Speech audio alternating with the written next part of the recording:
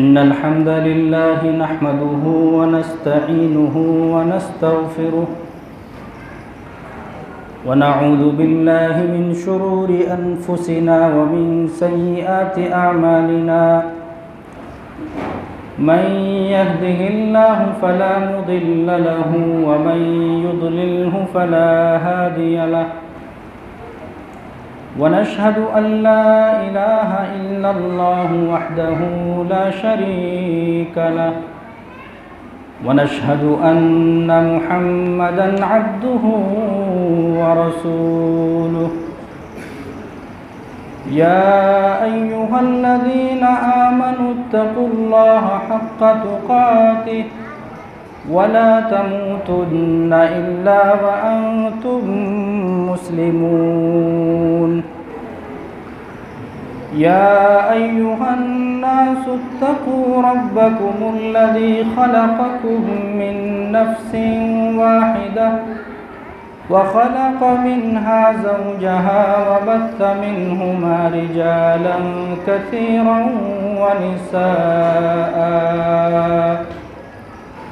واتقوا الله الذي تساءلون به والأرحام إن الله كان عليكم رقيبا يا أيها الذين آمنوا اتقوا الله وقولوا قولا سديدا يصلح لكم أعمالكم ويغفر لكم ذنوبكم ومن يطع الله ورسوله فقد فاز فوزا عظيما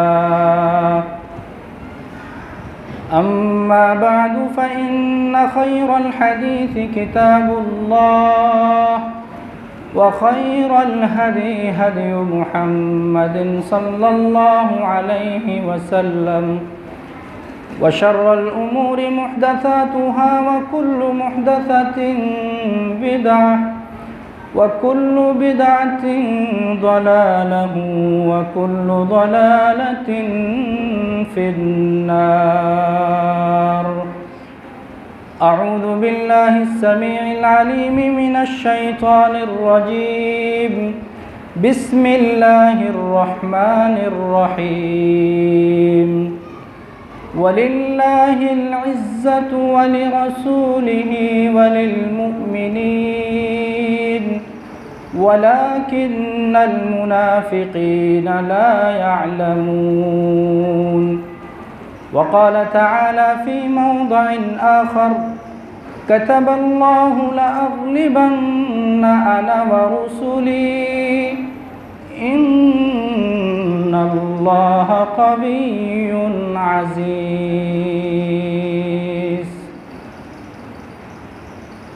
محترم بزرگوں، قابل احترام اسلامی بھائیوں، پردہ نشین ماؤں اور بہنوں، یہاں پر موجود علماء کرام اور منتظمین جنہوں نے اس پروگرام کا بحسن و خوبی انعقاد کیا، اس قدر بارش ہونے کے باوجود راستوں کا صحیح بنانا اور خصوصی طور پر عورتوں کا انتظام کرنا، یہ انتظام کرنے والے مبارکباد کے لائق ہیں. اور عزیز بچوں، اللہ رب العالمین سے دعا کریں اللہ رب العالمین ہمارے آنے کو، بیٹھنے کو، کہنے کو اور سننے کو قبول فرمائے، اور جو ہم سنیں اس پر اللہ رب العالمین عمل کرنے کی توفیق عطا فرمائے. جب تک چائے کا دور چل رہا ہے، آپ لوگوں سے موضوع سے ہٹ کر گفتگو کر لیں. وہاں جتنے لوگ بیٹھے ہیں، میری خواہش ہے آپ لوگوں سے ادھر آ جائیں، بہت اچھا لگے گا. آپ ادھر جگہ خالی ہے، ادھر بیٹھیں، دروازہ خالی کر دیں، قریب آ کر بیٹھیں، کچھ گفتگو کرنے کی کوشش کریں مجھ سے. جب آپ نگاہ پر نگاہ ڈال کر سنیں گے تو خطیب کو نگاہ پر نگاہ ڈال کر اور آپ کی نگاہ سے نگاہ ملا کر، نظر سے نظر ملا کر جب گفتگو کرنے کا موقع ملے گا تو اس کا مزہ کچھ الگ ہے۔ خطیب ایک مقرر کی تقریر اچھی ہو یہ آپ لوگوں کے اوپر ہے۔ آپ ہیں تو 10 باتیں بول سکتے ہیں، آپ اٹھ کر چلے جائیں، ایک بات نہیں بول سکتا، زبان سے نہیں نکلے گی۔ آپ ہیں تو کچھ باتیں زبان سے اور ذہنی طور پر بن جائے گی۔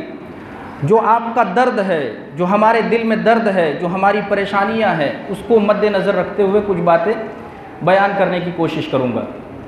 ایک بات اور، عشاء کا وقت ہو چکا ہے سمجھ لیجئے، لیکن آپ کو معلوم ہونا چاہیے کہ عشاء ایک ایسی نماز ہے، آپ عشاء کی نماز جتنی تاخیر کریں گے اس میں ثواب اتنا زیادہ ہے۔ روزانہ تو نہیں کیا جاتا، تمام لوگوں کو سوچتے ہوئے، بوڑھے بھی ہیں، کمزور بھی ہیں، بچے بھی ہیں، اس لیے تھوڑا جلدی نماز پڑھ لیا جاتا ہے۔ اللہ کے نبی صلی اللہ علیہ وسلم کے دور میں معمول تھا، صحابہ کرام آتے جاتے مسجد میں اور سنت نفل پڑھ کے بیٹھ کر انتظار کرتے تھے جب تمام کے تمام لوگ مسجد میں جمع ہو جاتے، پھر عشاء کی نماز شروع ہوتی۔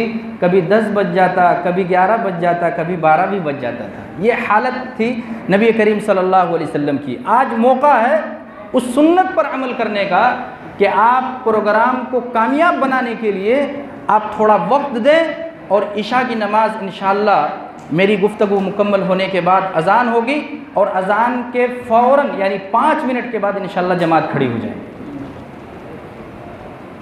جس موضوع کے تحت جلدی چائے کا دور جلدی ختم کرے، بہت ڈسٹرب ہوتا ہے میرے بھائیوں، ایک دن چائے نہیں پئیں گے تو جان نہیں چلی جائے گی۔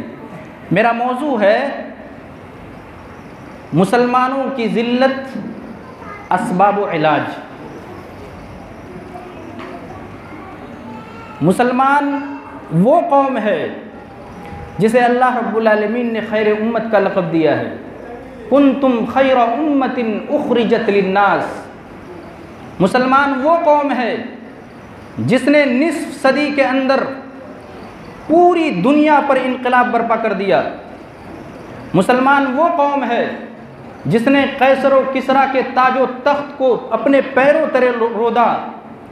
مسلمان وہ قوم ہے جس نے عرب سے لے کر عجم تک، افریقہ کے بیابانوں سے لے کر یورپ کے کلیساؤں تک، الغرض پوری دنیا میں جہاں تک وہ پہنچ سکتے تھے، یہاں تک کہ وہ دریاؤں کا سفر کیا، انہوں نے سمندروں کا سفر کیا، اور ان تمام سفر کر کے، ان تمام اسفار کو انہوں نے طے کر کے ہر جگہ جہاں تک ان کے قدم پڑے اور جس راستے سے وہ مسلمان گزر جاتے تھے ہمارے اسلاف، وہاں پر اسلام کا جھنڈا، اسلام کا پرچم نصب کر دیا کرتے تھے اور بلند کر دیا کرتے تھے۔ یہی وجہ ہے، کسی شاعر نے کہا تھا، دشت تو دشت ہے دریا بھی نہ چھوڑے ہم نے، بحر ظلمات میں دوڑا دیے گھوڑے ہم نے۔ لیکن افسوس ہوتا ہے وہی مسلمان، وہی قوم جو پہلے اس قدر بلند تھی، پہلے اس قدر طاقتور تھی، پہلے اس قدر عزیز تھی، پہلے اس قدر غالب تھی، آج وہی مسلمان اس قدر ذلت و پستی کی چکی میں پس رہی ہے۔ وہی قوم کہ ظلم و ستم کی وہ کون سی قسم ہے جس کے اندر مسلمان پس نہیں رہا ہو۔ آپ شام کا ملک لے لیں، فلسطین کا ملک لے لیں، برما کا ملک لے لیں، آپ چھوڑیں ان ملکوں کو، آپ اپنے ملک کو دیکھیں، آپ اپنے ملک کو دیکھیں، کیا حالات ہیں مسلمانوں کے۔ 2-3 سال پہلے ہم جلگاؤں دلی کے اندر تھے، دلی کے اندر موجود ہوتے ہوئے میرے بھائیوں، دلی کے اندر جو مسلمانوں کے گھروں کو مسلمانوں سمیت جلایا گیا، مسلمانوں کے دکانوں کو توڑا گیا، مسلمانوں کے ٹھیلوں کو اجاڑا گیا، مسلمانوں کے کاروبار کو اجاڑا گیا، اس قدر تہس نہس کیا مسلمانوں کے ساتھ میرے بھائیوں۔ جھارکھنڈ کے اندر تبریز نامی شخص کو صرف اس بنیاد پر مار دیا گیا کہ وہ مسلمان تھا۔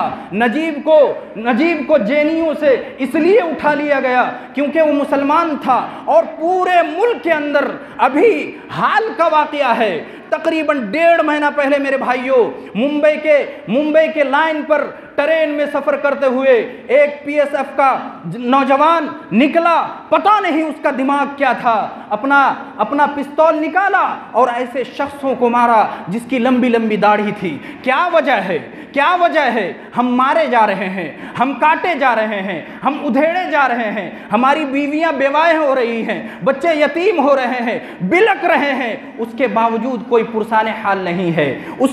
آخر کیا وجہ ہے؟ انہی وجوہات پر انشاءاللہ میں آپ کے سامنے گفتگو کروں گا۔ اس گفتگو پر آنے سے پہلے آپ یہ مسئلہ پہلے سمجھ لیں، عزت و ذلت کا مالک کون ہے؟ عزت و ذلت کس کے ہاتھ میں ہے؟ اللہ رب العالمین نے سورہ آل عمران کے اندر فرمایا، قُلِ اللَّهُمَّ مَالِكَ الْمُلْكِ تُؤْتِي الْمُلْكَ مَنْ تَشَاءُ وَتَنزِعُ الْمُلْكَ مِمَّنْ تَشَاءُ۔ اے نبی صلی اللہ علیہ وسلم آپ کہہ دیں، اللہم مالک الملک، یا اللہ تو مالک الملک ہے، تو بادشاہوں کا بادشاہ ہے، تو حکمرانوں کا حکمراں ہے، تو تل ملک من تشاء، تو جسے چاہتا ہے حکومت دے دیتا ہے، جسے چاہتا ہے حکومت سے اتار کر راستے پر لا کھڑا کر دیتا ہے، جسے چاہتا ہے امیر کر دیتا ہے، جسے چاہتا ہے غریب کر دیتا ہے، جسے چاہتا ہے جلا دیتا ہے، جسے چاہتا ہے مار دیتا ہے۔ وَتُعِزُّ مَن تَشَاءُ وَتُذِلُّ مَن تَشَاءُ۔ اللہ رب العالمین کے ہاتھ میں ذلت ہے، اللہ رب العالمین کے ہاتھ میں عزت ہے، جسے چاہتا ہے تو عزت دیتا ہے۔ وَتُعِزُّ مَن تَشَاءُ، جسے چاہتا ہے عزت دیتا ہے۔ وَتُذِلُّ مَن تَشَاءُ، جسے چاہتا ہے ذلیل و خوار کر دیتا ہے، رسوا کر دیتا ہے۔ وَتُعِزُّ مَن تَشَاءُ بِيَدِكَ الْخَيْرُ، تمام کی تمام تر بھلائیاں تیرے ہاتھ میں ہے۔ معلوم ہوا جب اللہ رب العالمین کے ہاتھ میں عزت ہے، اللہ رب العالمین کے ہاتھ میں ذلت ہے، پھر ہم ذلیل کیوں ہو رہے ہیں؟ اگر جب ہمیں معلوم ہو گیا کہ اللہ رب العالمین عزت و ذلت کا مالک ہے، ہم اللہ کو چھوڑ کر کسی اور سے عزت طلب کرنے جائیں گے، کسی اور کے سامنے عزت حاصل کرنے کی کوشش کریں گے، میرے بھائیوں عزت نہیں ملے گی، آپ کو ذلت ہی نصیب ہوگی، آپ ذلیل و خوار ہو جائیں گے۔ اللہ رب العالمین کے ہاتھ میں عزت و ذلت ہے۔ دوسری بات، عزت و ذلت اللہ رب العالمین کے ہاتھ میں، عزت و ذلت کس کے لیے؟ اللہ رب العالمین نے سورہ منافقون کے اندر فرمایا، وَلِلَّهِ الْعِزَّةُ وَلِرَسُولِهِ وَلِلْمُؤْمِنِينَ، عزت اللہ کے لیے ہے، عزت اللہ کے رسول کے لیے ہے، عزت مومنوں کے لیے ہے، عزت مومنوں کے لیے ہے۔ لیکن کہنا یہ پڑتا ہے کہ ہم مسلمان ہیں، ہم مومن ہیں، ہم محمد الرسول اللہ صلی اللہ علیہ وسلم کی محبت کا دم بھرتے ہیں، ہم لا الہ الا اللہ محمد الرسول اللہ کا اقرار کرتے ہیں، اس کے باوجود ہم ذلیل و خوار ہیں، اس کے باوجود ہم پستی میں ہیں، اس کے باوجود مسلمان مولی گاجر کی طرح کاٹے جاتے ہیں، اس کے باوجود ایک مسلمان جب سفر کرتا ہے اس کو اپنا لباس چینج کرنا پڑتا ہے۔ ایسے حالات ملک کے اندر بنے ہوئے ہیں۔ ایک مسلمان آج داڑھی کٹانے پر مجبور ہے کہ کہیں اس کو گولی نہ مار دی جائے اس کے داڑھی کو دیکھتے ہوئے۔ ایک مسلمان سفر کرتے ہوئے اپنی ٹوپی کو اتار کر جیب میں رکھ لیتا ہے اس ڈر سے کہ کہیں ٹوپی کو دیکھ کر مجھے گولی نہ مار دی جائے، میرا قتل عام نہ ہو جائے، سر عام۔ وہ ڈرتا ہے۔ یہ کس وجہ سے ہے؟ یہ کس وجہ سے ہے؟ جبکہ اللہ رب العالمین نے فرمایا عزت تو مومنوں کے لیے بھی ہے، تو ہم تو مومن ہیں۔ ہم 850 سال حکومت کرنے کے باوجود ذلت کی سکی میں پس رہے ہیں، اور غیر ہمارے حق میں فیصلہ کرتا ہے کہ ہمیں کپڑا کون سا پہننا ہے، ہمیں کھانا کیا ہے، ہمیں چلنا کیسے ہے، ہمیں رہنا کیسے ہے، ہمیں اس ملک کے اندر رہنا ہے یا نہیں رہنا ہے۔ NRC لا کر انہوں نے مسلمانوں کے دلوں میں خوف و دہشت کو داخل کیا ہے۔ یہ کس وجہ سے ہے؟ جب اللہ رب العالمین کہتا ہے مومنوں کے لیے عزت ہے، تو میرے بھائیوں غور کریں، جب ہم مومن ہیں، جب ہم مسلمان ہیں، جب ہم اس کا دعویٰ کرتے ہیں تو ہم ذلیل و خوار کیوں ہیں؟ اللہ رب العالمین نے فرمایا وَلَا تَهِنُوا وَلَا تَحْزَنُوا وَأَنْتُمُ الْأَعْلَوْنَ إِن كُنتُم مُؤْمِنِينَ، اس لیے کہ اللہ رب العالمین نے وعدہ کیا ہے گھبراؤ نہیں، ڈرو نہیں، ڈر نہیں ہونا چاہیے، خوف نہیں ہونا چاہیے کسی کا۔ وَأَنْتُمُ الْأَعْلَوْنَ، تم ہی غالب رہو گے، تم ہی بلند رہو گے، تمہارا ہی سکہ چلے گا، تمہارا ہی سورج چمکے گا۔ کب؟ وَأَنْتُمُ الْأَعْلَوْنَ إِن كُنتُم مُؤْمِنِينَ، اگر تم مومن ہو، اگر تم مومن رہے۔ اب معلوم ہوا ان تمام دلائل کو اپنے سامنے رکھتے ہوئے کہ ہم مسلمان بھی ہیں، ہم مومن بھی ہیں، کلمہ طیبہ لا الہ الا اللہ کا اقرار بھی کرتے ہیں، محمد الرسول اللہ صلی اللہ علیہ وسلم کی محبت کا اقرار اور دعویٰ بھی کرتے ہیں، اس کے باوجود ذلیل و خوار ہیں، اس کے باوجود کاٹے جا رہے ہیں۔ اس کا مطلب یہ ہے میرے بھائیوں، آپ کو سمجھ میں آ گیا ہوگا ہمارے ایمان میں کمی ہے، ہمارے ایمان میں گڑبڑی ہے، ہمارے ایمان میں کٹوتی ہے، ہمارے ایمان میں کمزوری ہے، جو مضبوطی ہونی چاہیے وہ مضبوطی نہیں ہے۔ معلوم ہوا کہ ذلت و رسوائی کا جو سب سے پہلا اور سب سے بڑا سبب ہے وہ ہمارے ایمان کے اندر کمی ہے، ہمارے ایمان کے اندر گڑبڑی ہے۔ ایمان کو مضبوط کریں، ایمان کو مضبوط کریں، کیونکہ اللہ رب العالمین نے وعدہ کیا ہے ان کنتم مؤمنین وانتم الاعلون، اگر مومن رہو گے، اگر ایمان تمہارا مضبوط رہے گا تو تم ہی غالب رہو گے، تمہارا سکہ چلے گا، تمہارے سامنے کسی کی جرت نہیں ہوگی کہ نظریں اٹھا کر دیکھیں، تمہیں کوئی انگلی اٹھا سکے اگر تمہارے اندر وہ ایمان ہو جائے جو صحابہ کرام کے اندر تھا۔ سوال یہ پیدا ہوتا ہے میرے ذہن میں بھی اور آپ کے ذہن میں بھی پیدا ہو رہا ہوگا، تو آخر مولانا بتائیے تو صحیح ایمان ہونا کیسا چاہیے؟ ایمان کی مضبوطی کیا ہونی چاہیے؟ ایمان کی قوت کیا ہونی چاہیے؟ ایمان کا جذبہ کیا ہونا چاہیے؟ آؤ میرے بھائیوں، آپ سنیں غور سے، انشاءاللہ اس قدر دلیلوں کے ذریعے سے میں بیان کرنے کی کوشش کروں گا اپنے ٹوٹے پھوٹے الفاظ میں۔ انشاءاللہ اللہ رب العالمین سے دعا ہے کہ آپ کو سمجھ میں بھی آئے، مجھے اچھا بیان کرنے کی توفیق بھی عطا فرمائے اور اللہ رب العالمین عمل کرنے کی توفیق عطا فرمائے۔ میرے بھائیوں، ایمان کیسا ہونا چاہیے؟ سورہ انفال میں اللہ رب العالمین نے فرمایا انما المؤمنون الذین اذا ذکر اللہ وجلت قلوبہم، کہ مومنین وہ ہیں، ایمان والے وہ ہیں، اللہ کو ماننے والے وہ ہیں، رسول اللہ کو ماننے والے وہ ہیں، اذا ذکر اللہ، جب اللہ کا ذکر کیا جاتا ہے ان کے سامنے، جب اللہ کا نام ان کے سامنے لیا جاتا ہے، وجلت قلوبہم، ان کے دل تھرا جاتے ہیں، ان کے دل کپ کپا جاتے ہیں، ان کے دل ڈرنے لگتے ہیں، ان کے دل میں ایک خوف محسوس ہونے لگتا ہے۔ اے اللہ رب العالمین، وہ خوف کیسا؟ وہ خوف آپ نے سنا ہوگا غار والوں کا واقعہ، 3 لوگ نکلے۔ مومنین کیسے ہونے چاہیے؟ مثال سے سمجھاتا ہوں آپ کو کہ مومنین کے سامنے اللہ کے نام کا ذکر کیا جائے اور مومنین کا دل لرز اٹھے، کپ کپا اٹھے، خوف سے تڑپ اٹھے کہ کیا ہونے والا ہے ہمارے ساتھ، اللہ رب العالمین کیا کرے گا ہمارے ساتھ۔ غار والوں کا واقعہ سنیں، 3 لوگ نکلے سیر کرنے کے لیے، تفریح کرنے کے لیے، بارش ہوئی اور بارش کی وجہ سے ایک غار میں داخل ہو گئے۔ تیز بارش کی وجہ سے پہاڑ سے ایک چٹان گرا اور غار کے منہ میں آ کر گر گیا، پورا غار کا منہ بند ہو گیا، کسی کو نکلنے کا راستہ نہیں تھا۔ تینوں نے مشورہ کیا کیا کیا جائے، بھاری اتنا پتھر تھا 3 لوگ مل کر ہٹا نہیں سکتے تھے، اور جگہ ایسی تھی کوئی انسان آئے گا بھی نہیں، دور دور سے چلا جائے گا، اس کو احساس بھی نہیں ہوگا اس غار کے اندر کوئی ہے۔ تینوں نے مشورہ کیا کہ بھائیو اب صرف اللہ رب العالمین بچا سکتا ہے، لہذا تم میں سے ہر ایک اللہ رب العالمین سے اپنا کوئی نیک عمل پیش کرو اور کہو کہ اللہ رب العالمین اگر وہ نیک عمل میں نے صرف تیری خاطر کیا تھا تو غار کا منہ تھوڑا سا کھول دے۔ میں پورا واقعہ بیان نہیں کروں گا۔ ان میں سے ایک شخص وہ تھا جس کو اپنی چچا زاد بہن سے محبت ہو گئی تھی، عشق ہو گیا تھا، اس کو وہ لڑکی اپنی چچا کی لڑکی پسند آ گئی تھی اور وہ چاہتا تھا کہ اس لڑکی سے ایک بار ملاقات ہو جائے، مزہ آ جائے گا، یعنی اس کی خواہش تھی دلی، اسی خواہش میں وہ تڑپتا رہتا تھا۔ اس قدر قحط سالی نازل ہوئی کہ وہ لڑکی مجبور ہو گئی اس لڑکے اپنے چچا زاد بھائی کے پاس آنے پر، اور اس نے کہا کہ میری مدد کرو۔ اس لڑکے نے مدد کی اور شرط رکھی، 100 درہم اسے دیے، دینار دیے، اور کہا اس شرط پر کہ تمہیں میرے ساتھ تعلق قائم کرنا ہوگا، یعنی تمہیں میرے ساتھ زنا کرنا ہوگا۔ لڑکی مجبور تھی، تیار ہو گئی، راضی ہو گئی، لیکن لڑکی اللہ والی تھی۔ مائیں اور بہنیں اور بیٹیاں اور بچیاں اور نوجوان بچیاں یہاں پر موجود ہیں۔ آپ دیکھیں کس قدر اس عورت کا ایمان مضبوط ہوگا، اس لڑکی کا ایمان مضبوط ہوگا۔ سب کچھ ہو چکا تھا، شرط بھی لگی تھی کہ اگر میرے ساتھ غلط کام کرو گے تو ہی تمہاری مدد کروں گا۔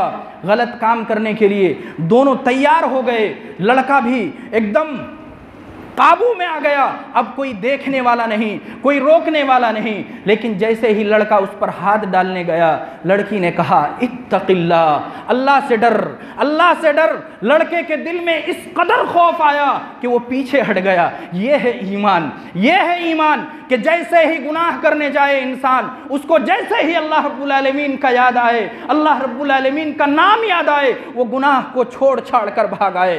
آپ شراب پینے جاتے ہیں، شراب کا جام اٹھاتے ہیں، آپ کو اللہ رب العالمین کا نام یاد آئے، شراب جام اور گلاس آپ کے ہاتھ سے گر جائے، آپ چوری کرنے جاتے ہیں، آپ چوری کے مقام پر پہنچتے ہیں، جگہ پہنچ جاتے ہیں، کوئی روکنے والا نہیں، لیکن آپ کو اللہ رب العالمین یاد آتا ہے۔ اللہ رب العالمین تو دیکھ رہا ہے، کوئی دیکھے یا نہ دیکھے، آپ قدم واپس کر لیتے ہیں۔ یہ ڈر ہے اللہ رب العالمین کا، وہ ڈر ایمان والوں کا ہونا چاہیے کہ ایمان والے وہ ہیں، انما المؤمنون الذین اذا ذکر اللہ وجلت قلوبہم۔ ایمان والے وہ ہیں، ان کے سامنے جب اللہ رب العالمین کا ذکر کیا جاتا ہے ان کے دل لرز اٹھتے ہیں۔ وَإِذَا تُلِيَتْ عَلَيْهِمْ آيَاتُهُ زَادَتْهُمْ ایمانا۔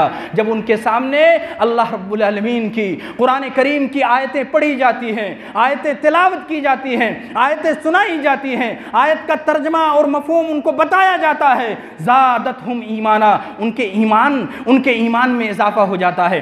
آپ سوچیں اللہ رب العالمین کا ذکر ہوتا ہے، ہمارے دل لرزتے ہیں، ہمارے آنکھوں سے آنسو آتے ہیں، آیت قرآن سنائی جاتی ہے، آیت قرآن پڑھی جاتی ہے، کیا ہمارے ایمان میں اضافہ ہوتا ہے؟ اگر نہیں ہوتا ہے میرے بھائیوں تو اس ایمان میں کمی ہے، آپ کے ایمان میں بگاڑ ہے، آپ کے ایمان میں کمزوری ہے، اسی کمزوری کو پورا کرنا ہے، اسی کمزوری کی بھرپائی کرنی ہے۔ اور تیسری چیز مومنوں کی پہچان کے لیے وَعَلَىٰ رَبِّهِمْ يَتَوَكَّلُونَ، مومنین وہ ہیں وہ ہر وقت، ہر سمے، ہر لمحہ مصیبت میں ہو، پریشانی میں ہو، بیماری میں ہو، خوشحالی میں ہو، بدحالی میں ہو، وہ اللہ رب العالمین پر بھروسہ کرتے ہیں، وہ اللہ رب العالمین پر توکل کرتے ہیں، کسی اور پر بھروسہ نہیں کرتے، کسی اور سے مدد نہیں مانگتے، کسی اور سے استغاثہ نہیں کرتے، کسی اور سے استعانت کے لیے پکارتے نہیں ہیں، وہ صرف اللہ رب العالمین پر بھروسہ کرتے ہیں، وہ صرف اللہ رب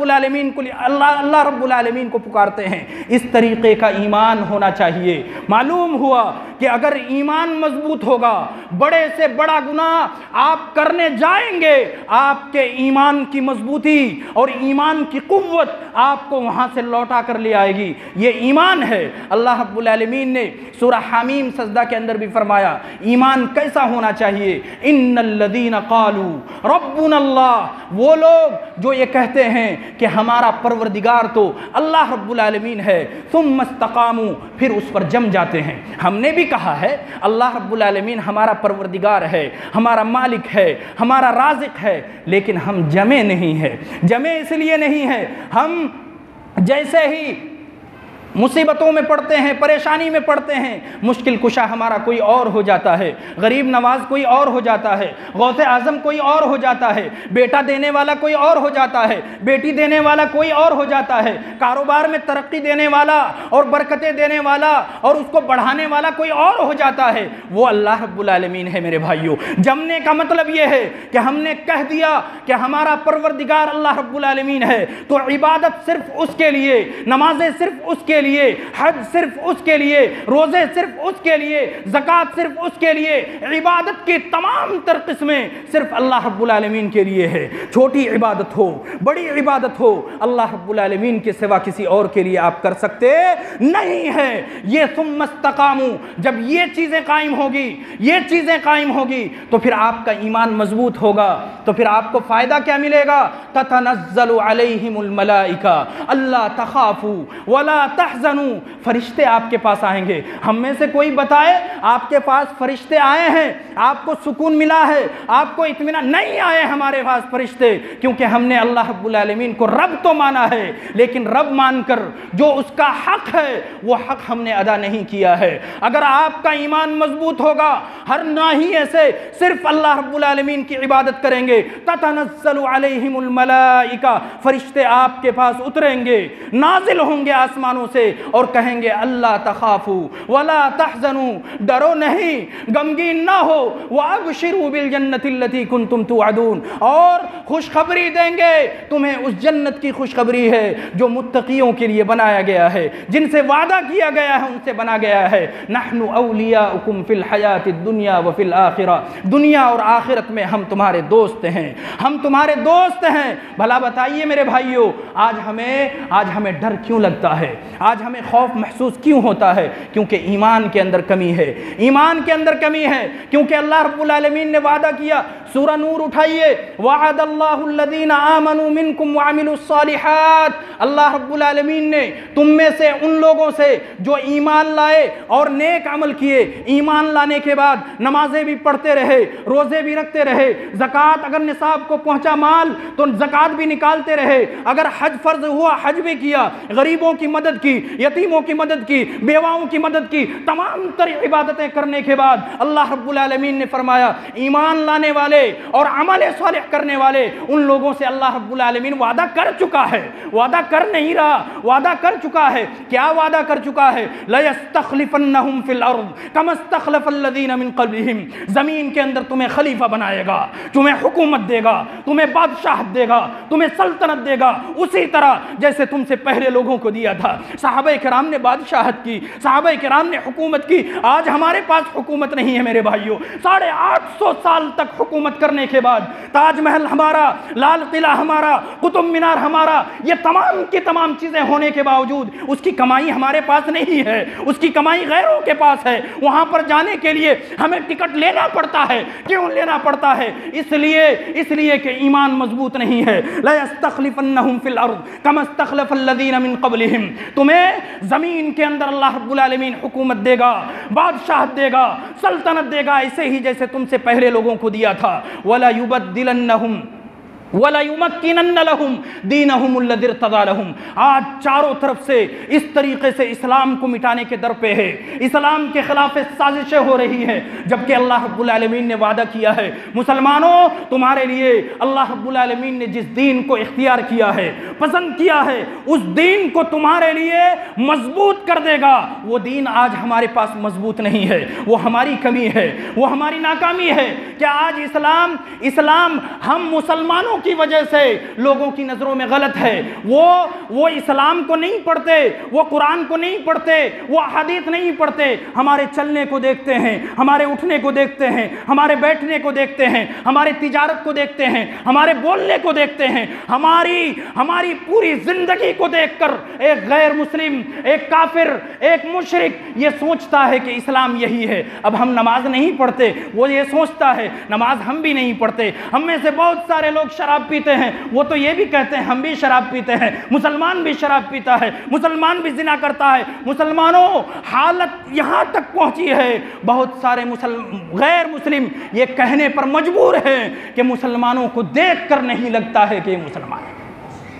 یہ ہماری حالت ہے۔ اللہ رب العالمین نے وعدہ کیا تمہارے لیے تمہارے دین کو مضبوط کر دیں گے، وَلَيُبَدِّلَنَّهُمْ مِن بَعْدِ خَوْفِهِمْ أَمْنًا، اور تمہارے خوف و خطر کے حالات کو، خوف کے حالات کو، خوف کے دنوں کو، آج جو ہم ڈر رہے ہیں اس کو اللہ رب العالمین امن و امان کی حالت میں بدل دے گا، ہمیں سکون عطا کرے گا۔ کب؟ جب ہم اللہ رب العالمین کے ہو جائیں گے، جب ہم اللہ کے حبیب جناب محمد الرسول اللہ صلی اللہ علیہ وسلم کے ہو جائیں گے، تب اللہ رب العالمین ہماری حالت کو بدل دے گا۔ لیکن کب؟ جب ہم ایمان لائے ہیں، عمل صالح کریں گے۔ اور اس کے بعد تیسری شرط، یعبدوننی لا یشرکون بی شیئا، یہ تیسری شرط کہ تم صرف میری عبادت کرو گے اور میرے ساتھ کسی کو شریک نہیں کرو گے۔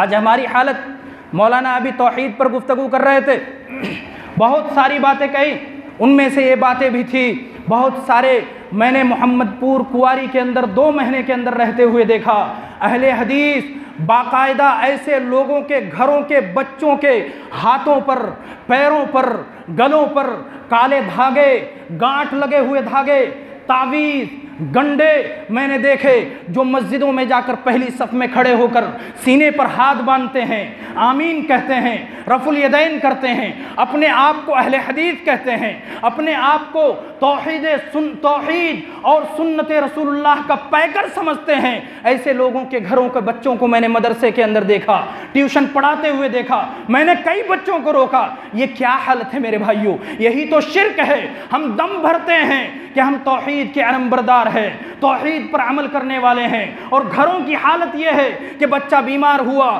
بچے کے پاؤں میں درد ہوا اور کالا دھاگا باندھ دیا، بچے کے کلائی میں درد ہوا، کالا دھاگا باندھ دیا۔ کیا ہماری کلائی میں درد نہیں ہوتا؟ ہمارے پاؤں میں درد نہیں ہوتا؟ ہمارے سروں پر درد نہیں ہوتا؟ ہمارے پیٹ میں درد نہیں ہوتا؟ ہمیں بخار نہیں ہوتا؟ قسم خدا کی کہتا ہوں، اتنا بڑا ہو گیا، کبھی نہ ماں باپ نے باندھا ہے اور نہ کبھی خود سے باندھا ہے اور نہ بچوں کو باندھا ہے۔ کیوں؟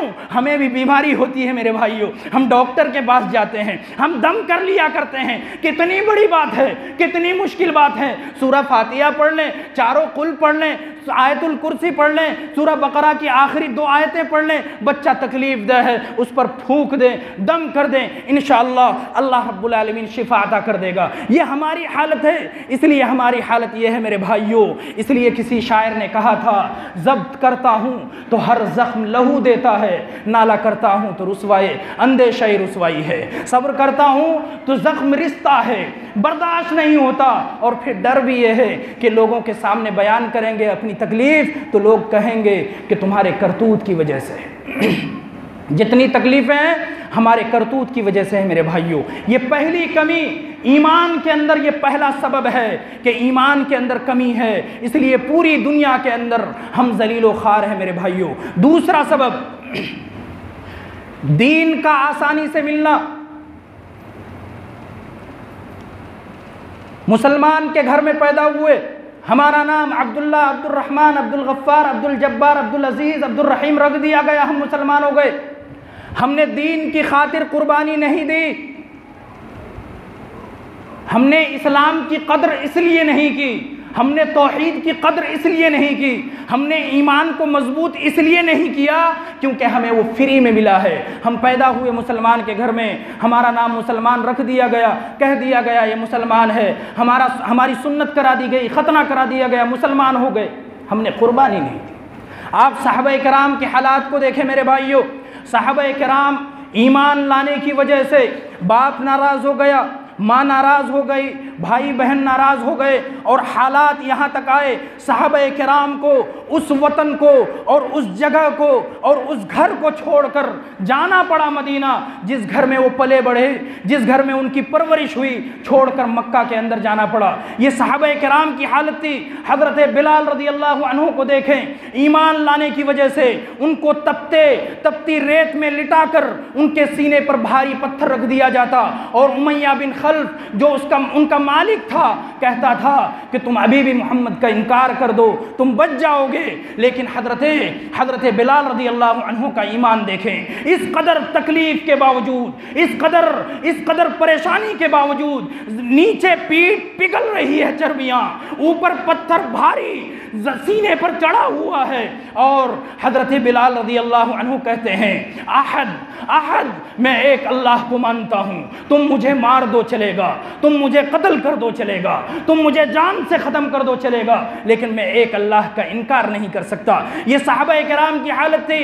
نبی محترم جناب محمد الرسول اللہ صلی اللہ علیہ وسلم کی حالت کو دیکھیں میرے بھائیوں، کس طریقے سے نماز پڑھنے کی اجازت نہیں تھی، کعبے کے اندر نماز پڑھ رہے ہیں، اونٹنی کی اوجھڑی لا کر آپ کے پیٹھ پر رکھ دی جاتی ہے، آپ راستے پر چل رہے ہیں، کوڑے کرکٹ آپ کے راستے پر ڈال دیے جاتے ہیں، آپ طائف گئے، طائف والوں نے آپ آپ کو پتھروں سے اس قدر مارا آپ پتھروں سے مار کھاتے کھاتے جسم لہولہان ہو گیا، جسم سے خون رشتے ٹپکتے آپ کی جوتی مبارک خون سے جم گیا، وہاں پر خون جا کر جم گیا۔ اس طریقے سے نبی کریم صلی اللہ علیہ وسلم کو ایمان کی خاطر پریشان کیا گیا۔ شعب ابی طالب کا دیکھیں، صرف ایمان لانے کی وجہ سے صرف نبی صلی اللہ علیہ وسلم کو نہیں بلکہ آپ کے پورے خاندان کو 3 سال تک ایک گھاٹی کے اندر قید کر دیا گیا۔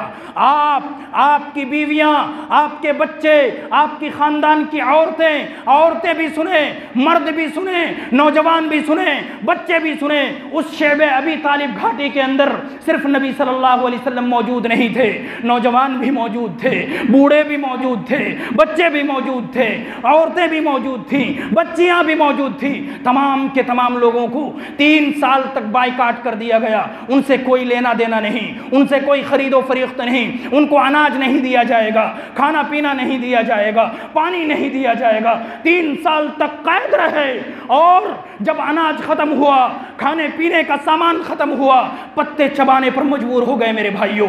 اونٹ کی اوجڑیاں چیپ کے اس کا جو پانی رستا تھا، اس پانی کو گوبر کا جو پانی ہوتا تھا وہ پینے پر مجبور ہو گئے۔ آج ہم مخبلوں پر سوتے ہیں، آج ہم عیاشی کرتے ہیں، آج ہم مختلف طریقے کے کھانے کھاتے ہیں، مختلف طریقے کے پکوان بناتے ہیں۔ یہ ان کے پاس موجود نہیں تھی لیکن وہ استعمال نہیں کرتے تھے ایمان کی خاطر۔ اس طریقے سے انہوں نے ایمان کو حاصل کیا۔ ہمیں فری میں ایمان ملا ہے، ہمیں فری میں اسلام ملا ہے، ہمیں فری میں توحید ملی ہے۔ اس لیے ہم نے اسلام کی قدر نہیں کی، ہم نے ایمان کی قدر نہیں کی، ہم نے توحید کی قدر نہیں کی۔ اس لیے میرے بھائیوں، ایمان کی قدر کریں، ایمان کو مضبوط کریں۔ یہ جو دین آسانی سے ملا ہے، یہ دوسرا سبب ہے ہمارے ذلت و پستی کا۔ ہم ذلیل ہو رہے ہیں، ہم خوار ہو رہے ہیں۔ کیونکہ ہمیں دین آسانی سے ملا ہے اور ہم نے دین کی قدر نہیں کی، اسلام کی قدر نہیں کی۔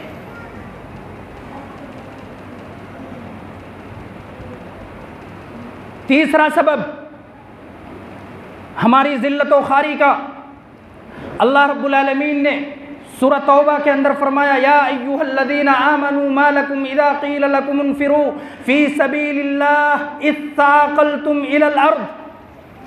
اے ایمان والو، تمہیں کیا ہو گیا ہے جب تمہیں بلایا جاتا ہے، جب تم سے کہا جاتا ہے مومنو چلو اللہ رب العالمین کے راستے میں خرچ کرنے کے لیے، تم زمین میں چمٹ جاتے ہو، تم زمین میں بیٹھ جاتے ہو، نہیں نکلتے ہو۔ ارضیتم بالحیات الدنیا من الآخرہ، کیا تم دنیاوی زندگی کو، آخرت کو چھوڑ کر راضی ہو گئے ہو دنیاوی زندگی سے؟ آج ہماری حالت کیا ہے؟ یہ دنیا پرستی جو تیسرا سبب ہے، ہم دنیا سے راضی ہو گئے ہیں، ہم دنیا سے خوش ہو گئے ہیں، آخرت کو ہم بھول گئے ہیں۔ بہت ہی پیاری حدیث میں آپ کے سامنے بیان کروں۔ اللہ کے نبی صلی اللہ علیہ وسلم نے فرمایا، اذا تبایعتم بالعینہ، جب تم بیع عینہ کرنے لگو گے۔ غور کریں میرے بھائیوں، کچھ حدیثیں میں آپ کے سامنے بیان کروں گا، اتنی اہم اور اتنی پیاری حدیثیں ہیں، اگر آپ ان کو سن لیں، سمجھ لیں اور عمل کر لیں، یقین مانیے میرے بھائیوں ہمارا ایمان تازہ ہو جائے گا، ہماری زندگی بدل جائے گی۔ اللہ کے نبی صلی اللہ علیہ وسلم نے فرمایا، اذا تبایعتم بالعینہ، جب تم بیع عینہ کرنے لگو گے۔ بیع عینہ کیا ہے؟ زمانہ جاہلیت میں کوئی سامان 1000 روپے کا کوئی شخص کسی سے بیچتا تھا کہ یہ سامان تم مجھ سے 1000 روپے میں خرید لو ادھار۔ پھر وہی شخص جو اپنا سامان 1000 روپے میں بیچا، 2-3 دن کے بعد اس سے جا کر 800 روپے میں خرید لیتا ہے۔ کیا کر لیتا ہے؟ 1000 میں بیچا، 2 دن کے بعد کیونکہ وہ مقروض ہے، اس کے پاس پیسہ نہیں ہے، مجبوری کا فائدہ اٹھا رہا ہے، جا کر 800 میں اسی کا سامان، اپنا سامان جو 1000 روپے میں بیچا تھا، خرید لیتا ہے۔ اللہ کے نبی صلی اللہ علیہ وسلم نے فرمایا، جب تم بیع عینہ کرنے لگو گے، اور صرف یہی کاروبار نہیں، یہی تجارت نہیں، بلکہ کاروبار کے اندر، تجارت کے اندر، بزنس کے اندر کسی قسم کا گھوٹالا، کسی قسم کی دھوکہ دھڑی، غبن، وہ تمام کی تمام قسمیں جو ایک دوسرے کو ٹوپی پہنا کر لوٹا جاتا ہے، ایک دوسرے کو پاگل اور بیوقوف بنایا جاتا ہے، ایک دوسرے کو مال کو ہڑپ کیا جاتا ہے یا سودی لین دین کیا جاتا ہے، رشوت لیا جاتا ہے، یہ تمام کی تمام چیزیں جب تم کرنے لگو گے، وَرَضِيتُمْ اِذَا تَبَايَعْتُمْ بِالْعِينَ وَرَضِيتُمْ بِالزَّرْعِ وَأَخَذْتُمْ أَذْنَابَ الْبَقَرِ، اور جب تم گائے کے دم کو پکڑ لو گے، اللہ کے نبی صلی اللہ علیہ وسلم نے صحابہ اکرام کی زندگی کو دیکھتے ہوئے بیان کیا کہ وہ لوگ مال جال زیادہ پالا کرتے تھے، اس لیے کہا کہ جب تم سب کچھ مال جال کو پالنے میں لگا دو گے، پورا وقت میں لگا دو گے، وَرَضِيتُمْ بِالزَّرْعِ، اور سب کچھ کھیتی کو سمجھ لو گے، یعنی سب کچھ تمہارا کاروبار ہوگا، سب کچھ تمہارا بزنس ہوگا، سب کچھ تمہارا گھر بار ہوگا، سب کچھ تمہارے بیوی بچے ہوں گے، تو اللہ رب العالمین نے فرمایا، اللہ کے نبی صلی اللہ علیہ وسلم نے فرمایا وَتَرَكْتُمُ الْجِهَادِ، اور تم جہاد کرنا چھوڑ دو گے، سَلَّطَ اللَّهُ عَلَيْكُمْ ذُلًّا، تو اللہ رب العالمین تم پر ذلت ڈال دے گا۔ آج ہمارے اندر یہ چیزیں پائی جا رہی ہیں، دھوکہ دڑی ہم کرتے ہیں، ایک دوسرے کو بیوقوف ہم بناتے ہیں، دنیا کو آخرت پر ترجیح ہم دیتے ہیں، اور جہاد کی بات تو چھوڑیے، مسجدوں کے لیے اعلان ہوتا ہے 10-500 روپے کے لیے ہم دینے کے لیے تیار نہیں، اگر جہاد کا حکم ہو جائے یقین مانیے ہم میں سے اکثر لوگ پیچھے ہٹ جائیں، یہ حالت ہے ہماری۔ اللہ کے نبی صلی اللہ علیہ وسلم نے فرمایا جب یہ برائیاں عام ہو جائیں گی تو تم پر اللہ رب العالمین ذلت ڈال دے گا، لا ينزعه حتى ترجعوا الى دینکم، یہ ذلت تم سے اس وقت تک نہیں ہٹیں گی، یہ خاری تم سے اس وقت تک نہیں ہٹے گی جب تک تم لوگ اپنے دین کی طرف لوٹو، دین کی طرف لوٹیں گے تب اللہ رب العالمین ذلت کو آپ سے ہٹائے گا، یہ برائیاں اپنے آپ سے دور کریں۔ ایک اور حدیث اللہ کے نبی صلی اللہ علیہ وسلم نے فرمایا یوشک الامم ان تداعى كما تداعى الاكلة الى قصعتها، تمام کی تمام قومیں، یہودی ہو، نصرانی ہو، مجوسی ہو، دیگر جس کو آج ہم ہندو کہتے ہیں، وہ تمام کی تمام قومیں ایک ساتھ مسلمانوں پر پل پڑیں گی جیسے کھانے والے کھانے کے برتن پر پل پڑتے ہیں۔ آج ایسی حالت نہیں ہے ہماری، ہے تمام کی تمام قومیں مسلمانوں کو مارنے کے لیے، کاٹنے کے لیے، دنیا سے نیست و نابود کرنے کے لیے، ختم کرنے کے لیے بے باک ہے اور تیار ہے اور کوششوں میں اور تیاریوں میں مشغول ہے، اور اگر کوئی سویا ہوا ہے تو وہ مسلمان ہے۔ اللہ کے نبی صلی اللہ علیہ وسلم نے فرمایا قریب ہے کہ تمام کی تمام قومیں تم پر پل پڑیں گی، تم پر ٹوٹ پڑیں گی، ویسے ہی جیسے کھانے والے کھانے کے برتن پر ٹوٹ پڑتے ہیں۔ صحابہ کرام نے پوچھا اے اللہ کے نبی صلی اللہ علیہ وسلم کیا ہماری تعداد کم ہوگی؟ اللہ کے نبی صلی اللہ علیہ وسلم نے فرمایا بل انتم کثیر یومئذ، نہیں تم لوگ کثیر تعداد میں ہوگے، تمہاری تعداد بہت زیادہ ہوگی، ولکنکم غثاء کا غثاء السیل، لیکن تمہاری طاقت ایسے ہی ہوگی جیسے سمندر میں جھاگ ہوتا ہے، پانی کہیں سے گرتا ہے، آپ نے جھاگ دیکھا ہوگا، اس جھاگ کو آپ پھونک ماریں، اس جھاگ کو ہاتھ سے چند گھنٹوں کے بعد، چند منٹوں کے بعد وہ جھاگ ختم ہو جاتا ہے۔ ہماری تعداد آج کروڑوں میں ہے، اربوں میں ہے، وہاں 313 کی تعداد، 1000 کی تعداد کے دانت کے کھٹے کر دیے تھے، آج کروڑوں اربوں کی تعداد ہے، کوئی بولنے والا موجود نہیں، کوئی بولنے والا موجود نہیں۔ کیوں ایسا ہوگا؟ اللہ کے نبی صلی اللہ علیہ وسلم نے فرمایا وَلَيَنزِعَنَّ اللَّهُ فِي صُدُورِ عَدُوِّكُمُ الْبَهَامَةَ، اللہ رب العالمین تمہارے دشمنوں کے دلوں سے تمہارے رعب و دبدبا کو کھینچ لے گا، اٹھا لے گا۔ ہمارا جو خوف ہے، اسلام کا جو خوف ہے، مسلمانوں کا جو خوف ہے، وہ خوف ہمارے دشمنوں کے دلوں سے اللہ رب العالمین اٹھا لے گا۔ وَلَا يَقْذِفَنَّ اللَّهُ فِي قُلُوبِكُمُ الْوَهْنَ، اور تمہارے دلوں میں، مسلمانوں کے دلوں میں وہن ڈال دے گا۔ صحابہ کرام نے پوچھا یا رسول اللہ وَمَا الْوَهْنُ، یا اللہ کے رسول وہن کیا ہے؟ اللہ کے نبی صلی اللہ علیہ وسلم نے فرمایا حب الدنیا وکراہیت الموت، دنیا کی محبت اور موت کو ناپسند کرنا۔ آج وہی حالت ہے ہماری، دنیا سے اس قدر محبت ہے اور موت سے اتنی ناپسندیدگی کہ کوئی انسان مرنا نہیں چاہتا، یہ حالت ہماری ہے، اس لیے ہم ذلیل و خوار ہیں میرے بھائیوں۔ اللہ کے نبی صلی اللہ علیہ وسلم سوئے ہوئے ہیں، چٹائی پر لیٹے ہوئے ہیں، کچھ نہیں بچھا ہوا۔ آج ہمارے لیے میرے بھائیوں گدے ہیں۔ آپ دیکھیں اللہ کے نبی صلی اللہ علیہ وسلم آخرت کو دنیا پر کس طریقے سے ترجیح دیتے تھے۔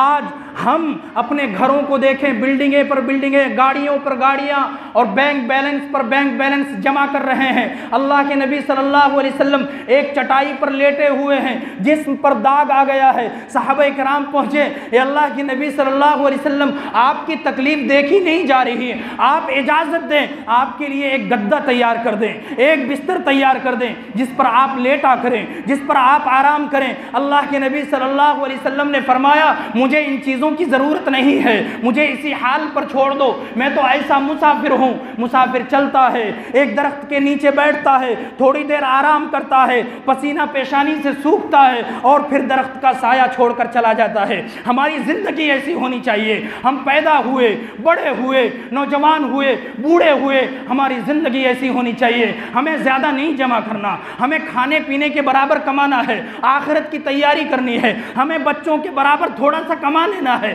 آخرت کی تیاری کرنی ہے۔ ہمارے بچوں کے لیے تھوڑا بہت ہو جائے، آخرت کی تیاری کرنی ہے، اسی طریقے سے چلا جانا ہے۔ یہ اللہ کے نبی جناب محمد الرسول اللہ صلی اللہ علیہ وسلم کی حالت تھی میرے بھائیوں۔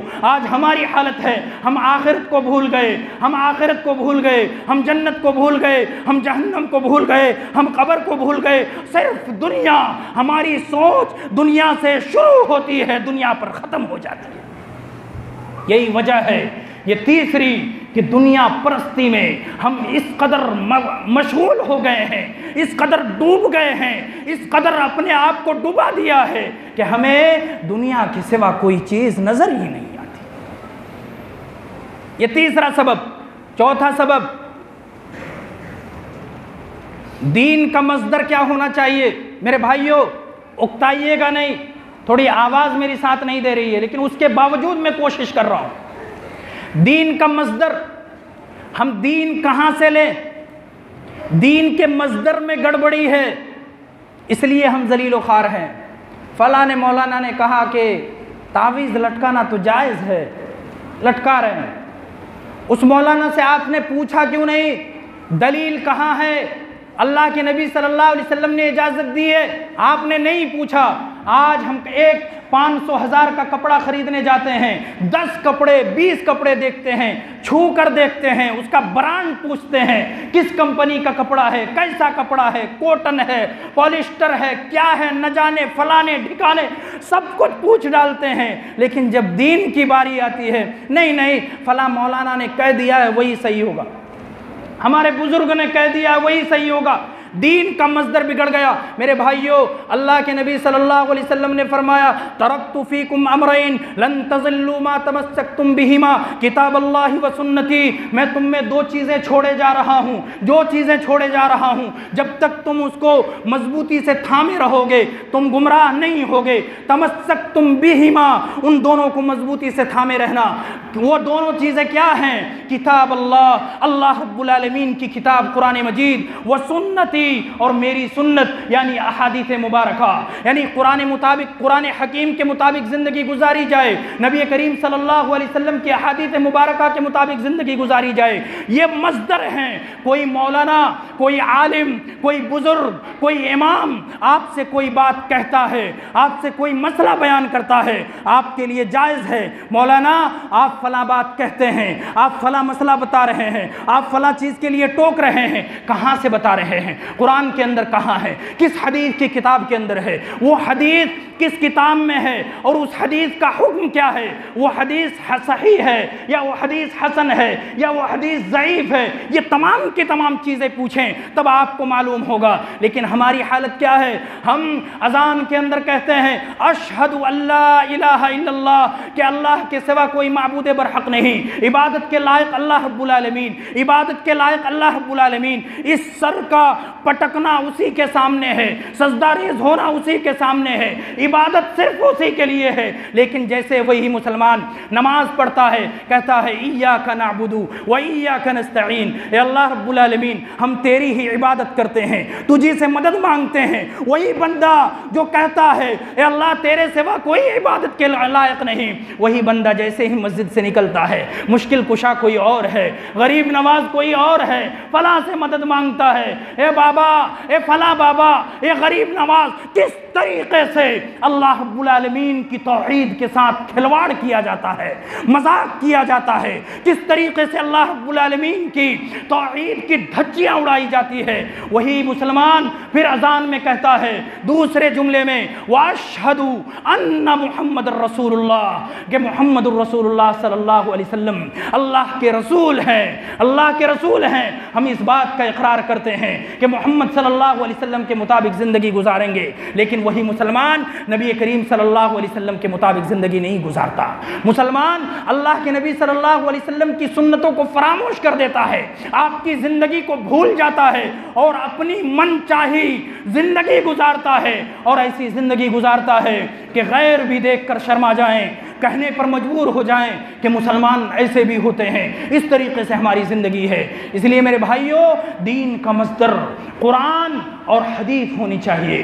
ہم جو چیز کر رہے ہیں، ہم جس چیز کا حکم دے رہے ہیں، وہ چیز بالکل قرآن اور حدیث سے ہونی چاہیے، اور ہم قرآن و حدیث کو صحابہ کرام، خلفائے راشدین اور ان کے بعد جو صحابہ کرام اور ان کے بعد جو ائمہ اعظام ہیں، ان کا جو صحیح منہج اور اسلاف کا جو منہج ہے، اسی منہج کے مطابق، اسی طریقے کے مطابق قرآن و حدیث کو سمجھنے کی کوشش کریں، تب جا کر آپ یہ جو چوتھا سبب ہے جو دین کا مصدر میں ہمارے پاس گڑبڑی ہے کہ ہم ہر چیز کو ٹٹولتے ہیں، پرکھتے ہیں، دین کی باری آتی ہے آنکھ بند کر لے لیتے ہیں، آنکھ بند کر کے لے لیتے ہیں، نماز آنکھ بند کر کے پڑھتے ہیں، روزے آنکھ بند کر کے رکھتے ہیں، تب جا کر ہماری زندگی بیکار ہو جاتی ہے۔ ہم نماز تو پڑھ رہے ہیں لیکن نماز نبی کریم صلی اللہ علیہ وسلم کے طریقے کے مطابق نہیں ہے، اس لیے ہم ذلیل و خوار ہیں۔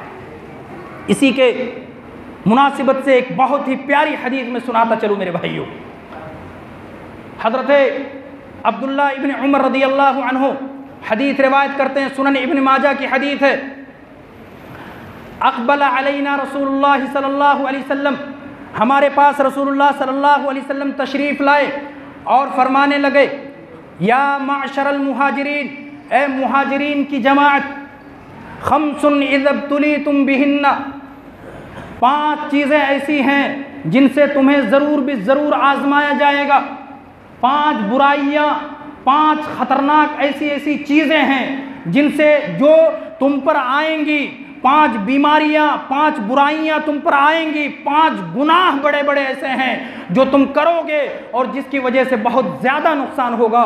وَأَعُوذُ بِاللَّهِ أَن تُدْرِكُوهُنَّ، اور میں اللہ تعالیٰ کی پناہ چاہتا ہوں کہ وہ 5 چیزیں تمہارے اندر آئیں۔ پناہ مانگی اللہ کے نبی صلی اللہ علیہ وسلم نے۔ اور میرے بھائیوں، آپ لمبی حدیث میں آپ کے سامنے بیان کروں، 5 کے 5 چیز ہمارے اندر موجود ہیں۔ پہلی چیز، پہلی برائی جو اللہ کے نبی صلی اللہ علیہ وسلم نے فرمایا، لم تظہر الفاحشۃ فی قوم قط حتی یعلنوا بها الا فشا فیہم الطاعون والاوجاع التي لم تکن مضت فی اسلافہم الذین مضوا، کہ پہلی برائی یہ ہے کہ قوم کے اندر اس قدر برائی عام ہو جائے گی، اس قدر بے حیائی عام ہو جائے گی، اس قدر فحاشی عام ہو جائے گی، اس قدر بدکاری عام ہو جائے گی، اس قدر زنا عام ہو جائے گا کہ اللہ رب العالمین ایسی قوم کے اوپر ایسی بیماریاں نازل کرے گا، ایسی مصیبتیں نازل کرے گا، جو بیماریاں، جو مصیبتیں ان کے پہلے لوگوں نے نہیں دیکھے ہوں گے، ان کے پہلے لوگوں نے، ان کے باپ دادا نے وہ بیماریاں نہیں دیکھے ہوں گے۔ بیماریاں کس قدر ہمارے اندر فحاشی موجود ہے میرے بھائیوں، کس قدر عریانیت موجود ہے۔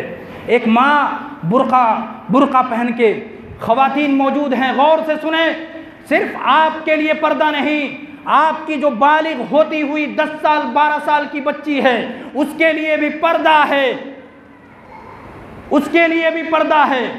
آج ایک ماں راستے میں برقعے سے چل رہی ہے، اس کی 15 سال 20 سال کی بچی بغیر نقاب کے، دوپٹہ گردن میں لٹکائے، بال کھولے ہوئے، جوڑا باندھے ہوئے چل رہی ہے۔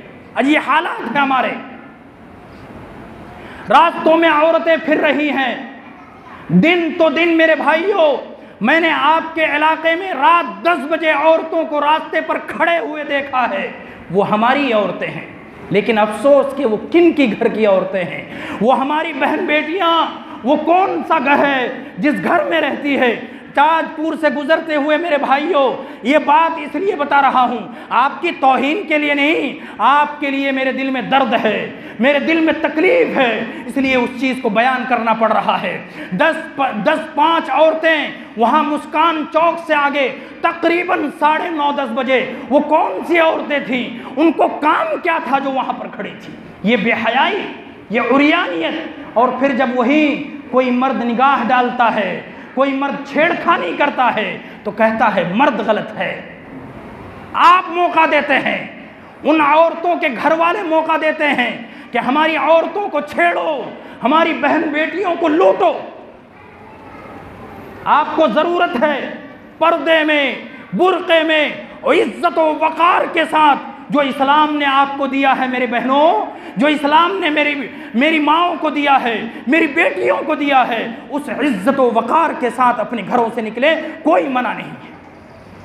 جب بے حیائی عام ہو جائے گی, جب بد کرداری عام ہو جائے گی, جب زنا عام ہو جائے گا, اللہ رب العالمین ایسی قوم پر ایسی بیماریاں نازل فرمائے گا, ایسی بیماری نازل کر دے گا. الا فشا فیہم الطاعون والاوجاع التي لم تکن مضت فی اسلافہم الذین مضوا, جو ان کے پچھلوں نے نہ دیکھا ہوگا. نہیں آئی بیماریاں, پہلے بخار ہوتا تھا, ڈاکٹر کے پاس گئے, ڈاکٹر صاحب جسم گرم لگ رہا ہے, ڈاکٹر صاحب نے 1-2 دوائی دی, ایک انجیکشن لگا دیا, بخار ٹھیک ہو گیا.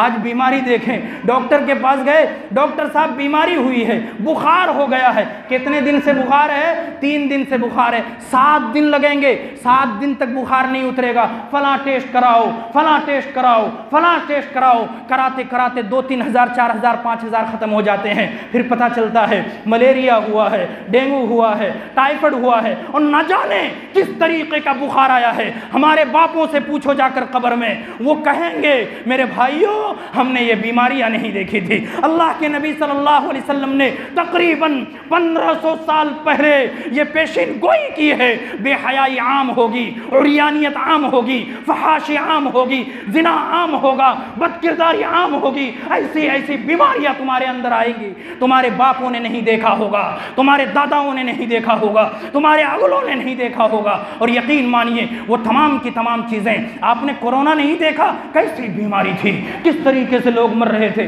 وہ الگ بات ہے کہ کس کی سازش تھی, کون کیا کر رہا تھا, وہ الگ رکھیے. لیکن لوگ مر تو رہے تھے, مسلمان بھی مر رہے تھے, غیر بھی مر رہے تھے, علاج کرنے والے بھی مر رہے تھے, علاج کیا جا رہا تھا وہ بھی مر رہے تھے, گھروں میں تھے وہ بھی مر رہے تھے. لاکھوں کی تعداد میں ہمارے ملک کے اندر مسلمان اور دوسرے غیر مسلم مرے. وہ کون سی بیماری تھی میرے بھائیوں؟ کچھ نہیں پتا چلتا تھا.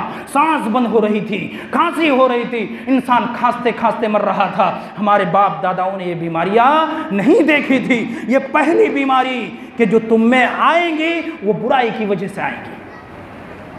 برائی اس قدر عام ہے میرے بھائیوں. ایک جملہ کہوں, کسی میرے بڑے نے کہا تھا کہ پہلے ماں باپ ڈرتے تھے کہ بچے کسی کے ساتھ نہ بھاگ جائیں, آج بچے ڈرتے ہیں کہ ماں باپ کسی کے ساتھ نہ بھاگ جائیں. ہے کہ نہیں؟ کتنے ایسے واقعات آتے ہیں کہ فلاں عورت شادی شدہ ہے.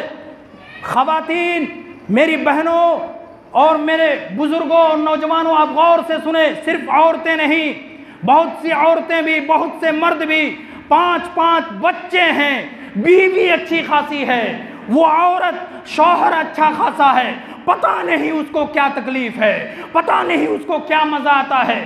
5 بچے گھر میں بلک رہے ہیں, اور وہ عورت اپنے بچوں کو چھوڑ کر غیر مرد کے ساتھ بھاگ کر شادی کر لیتی ہے. میرے بھائیوں بہت افسوس کی بات ہے. یہ عریانیت ہمارے اندر ہے, یہ فحاشی اس قدر ہمارے ماحول اور معاشرے اور سماج کے اندر ہے. میرے بھائیوں اس چیز کو غور کرنا ہے, ان چیزوں کو سدھارنا ہے.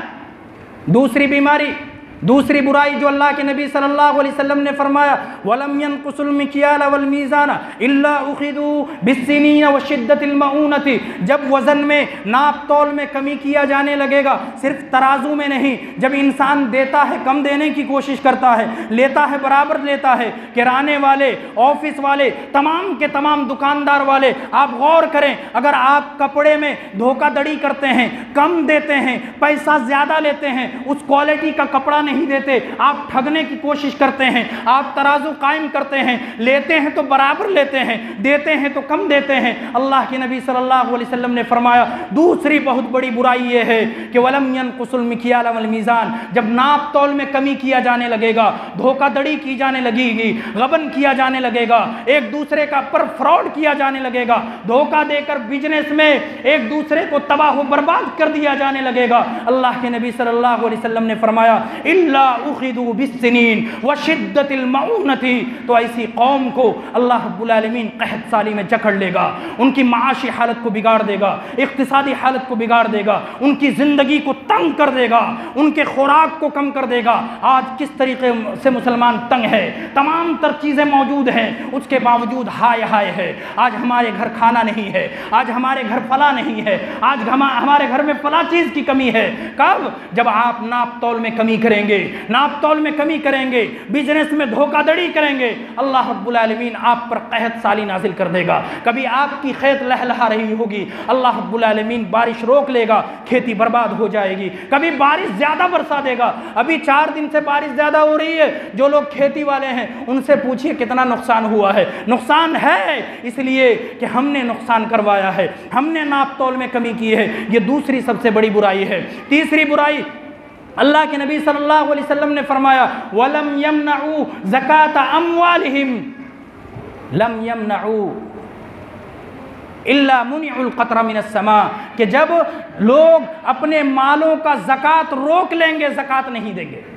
ज़कात देने में बहुत चीज़ें आती हैं मेरे भाइयों, बहुत से लोग ज़कात देते नहीं हैं, और बहुत से लोग ज़कात देते हैं तो कम देते हैं या हिसाब व किताब करके बराबर नहीं देते हैं। वो तमाम के तमाम लोग उसके अंदर शामिल होंगे कि जब लोग ज़कात देना बंद कर देंगे, अपने मालों का ज़कात निकालना बंद कर देंगे, तब अल्लाह रब्बुल आलमीन आसमान से बारिश को रोक लेगा।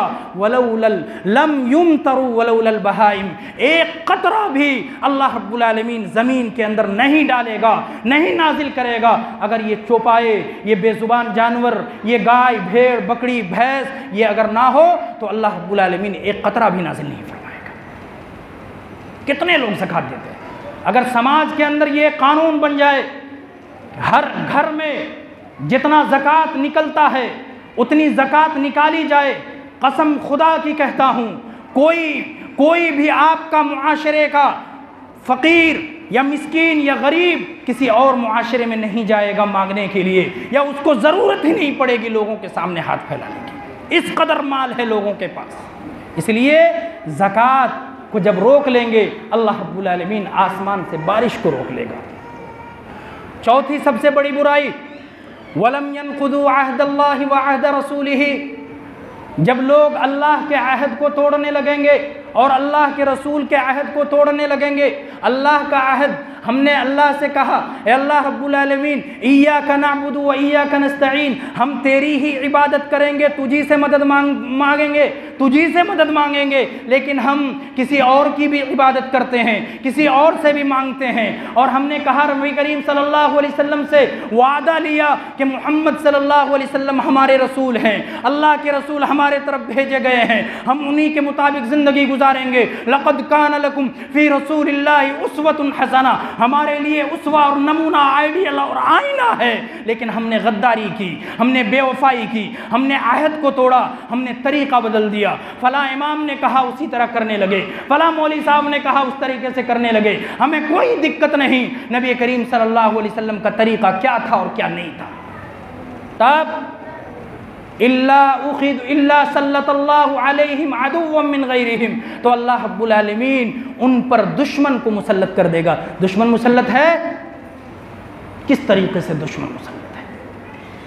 आप पर जुल्म हो रहे हैं, मुसलमानों को मारा जा रहा है, مسلمان کہنے کے لیے تیار نہیں اور کچھ کہہ نہیں سکتا، اور جو حکومت پر بیٹھے ہوئے ظالم ہیں جن کو یقیناً ہماری برائی کی وجہ سے اللہ رب العالمین نے ہمارے سروں پر تھوپا ہے، مسلط کیا ہے، وہ ان کو جوں بھی نہیں رینگتا اور وہ کچھ کہتے بھی نہیں ہیں۔ یہ چوتھی بہت بڑی برائی کہ ہم عہد کو توڑیں گے اللہ اور رسول کے تو اللہ رب العالمین دشمن کو ہم پر مسلط کر دے گا۔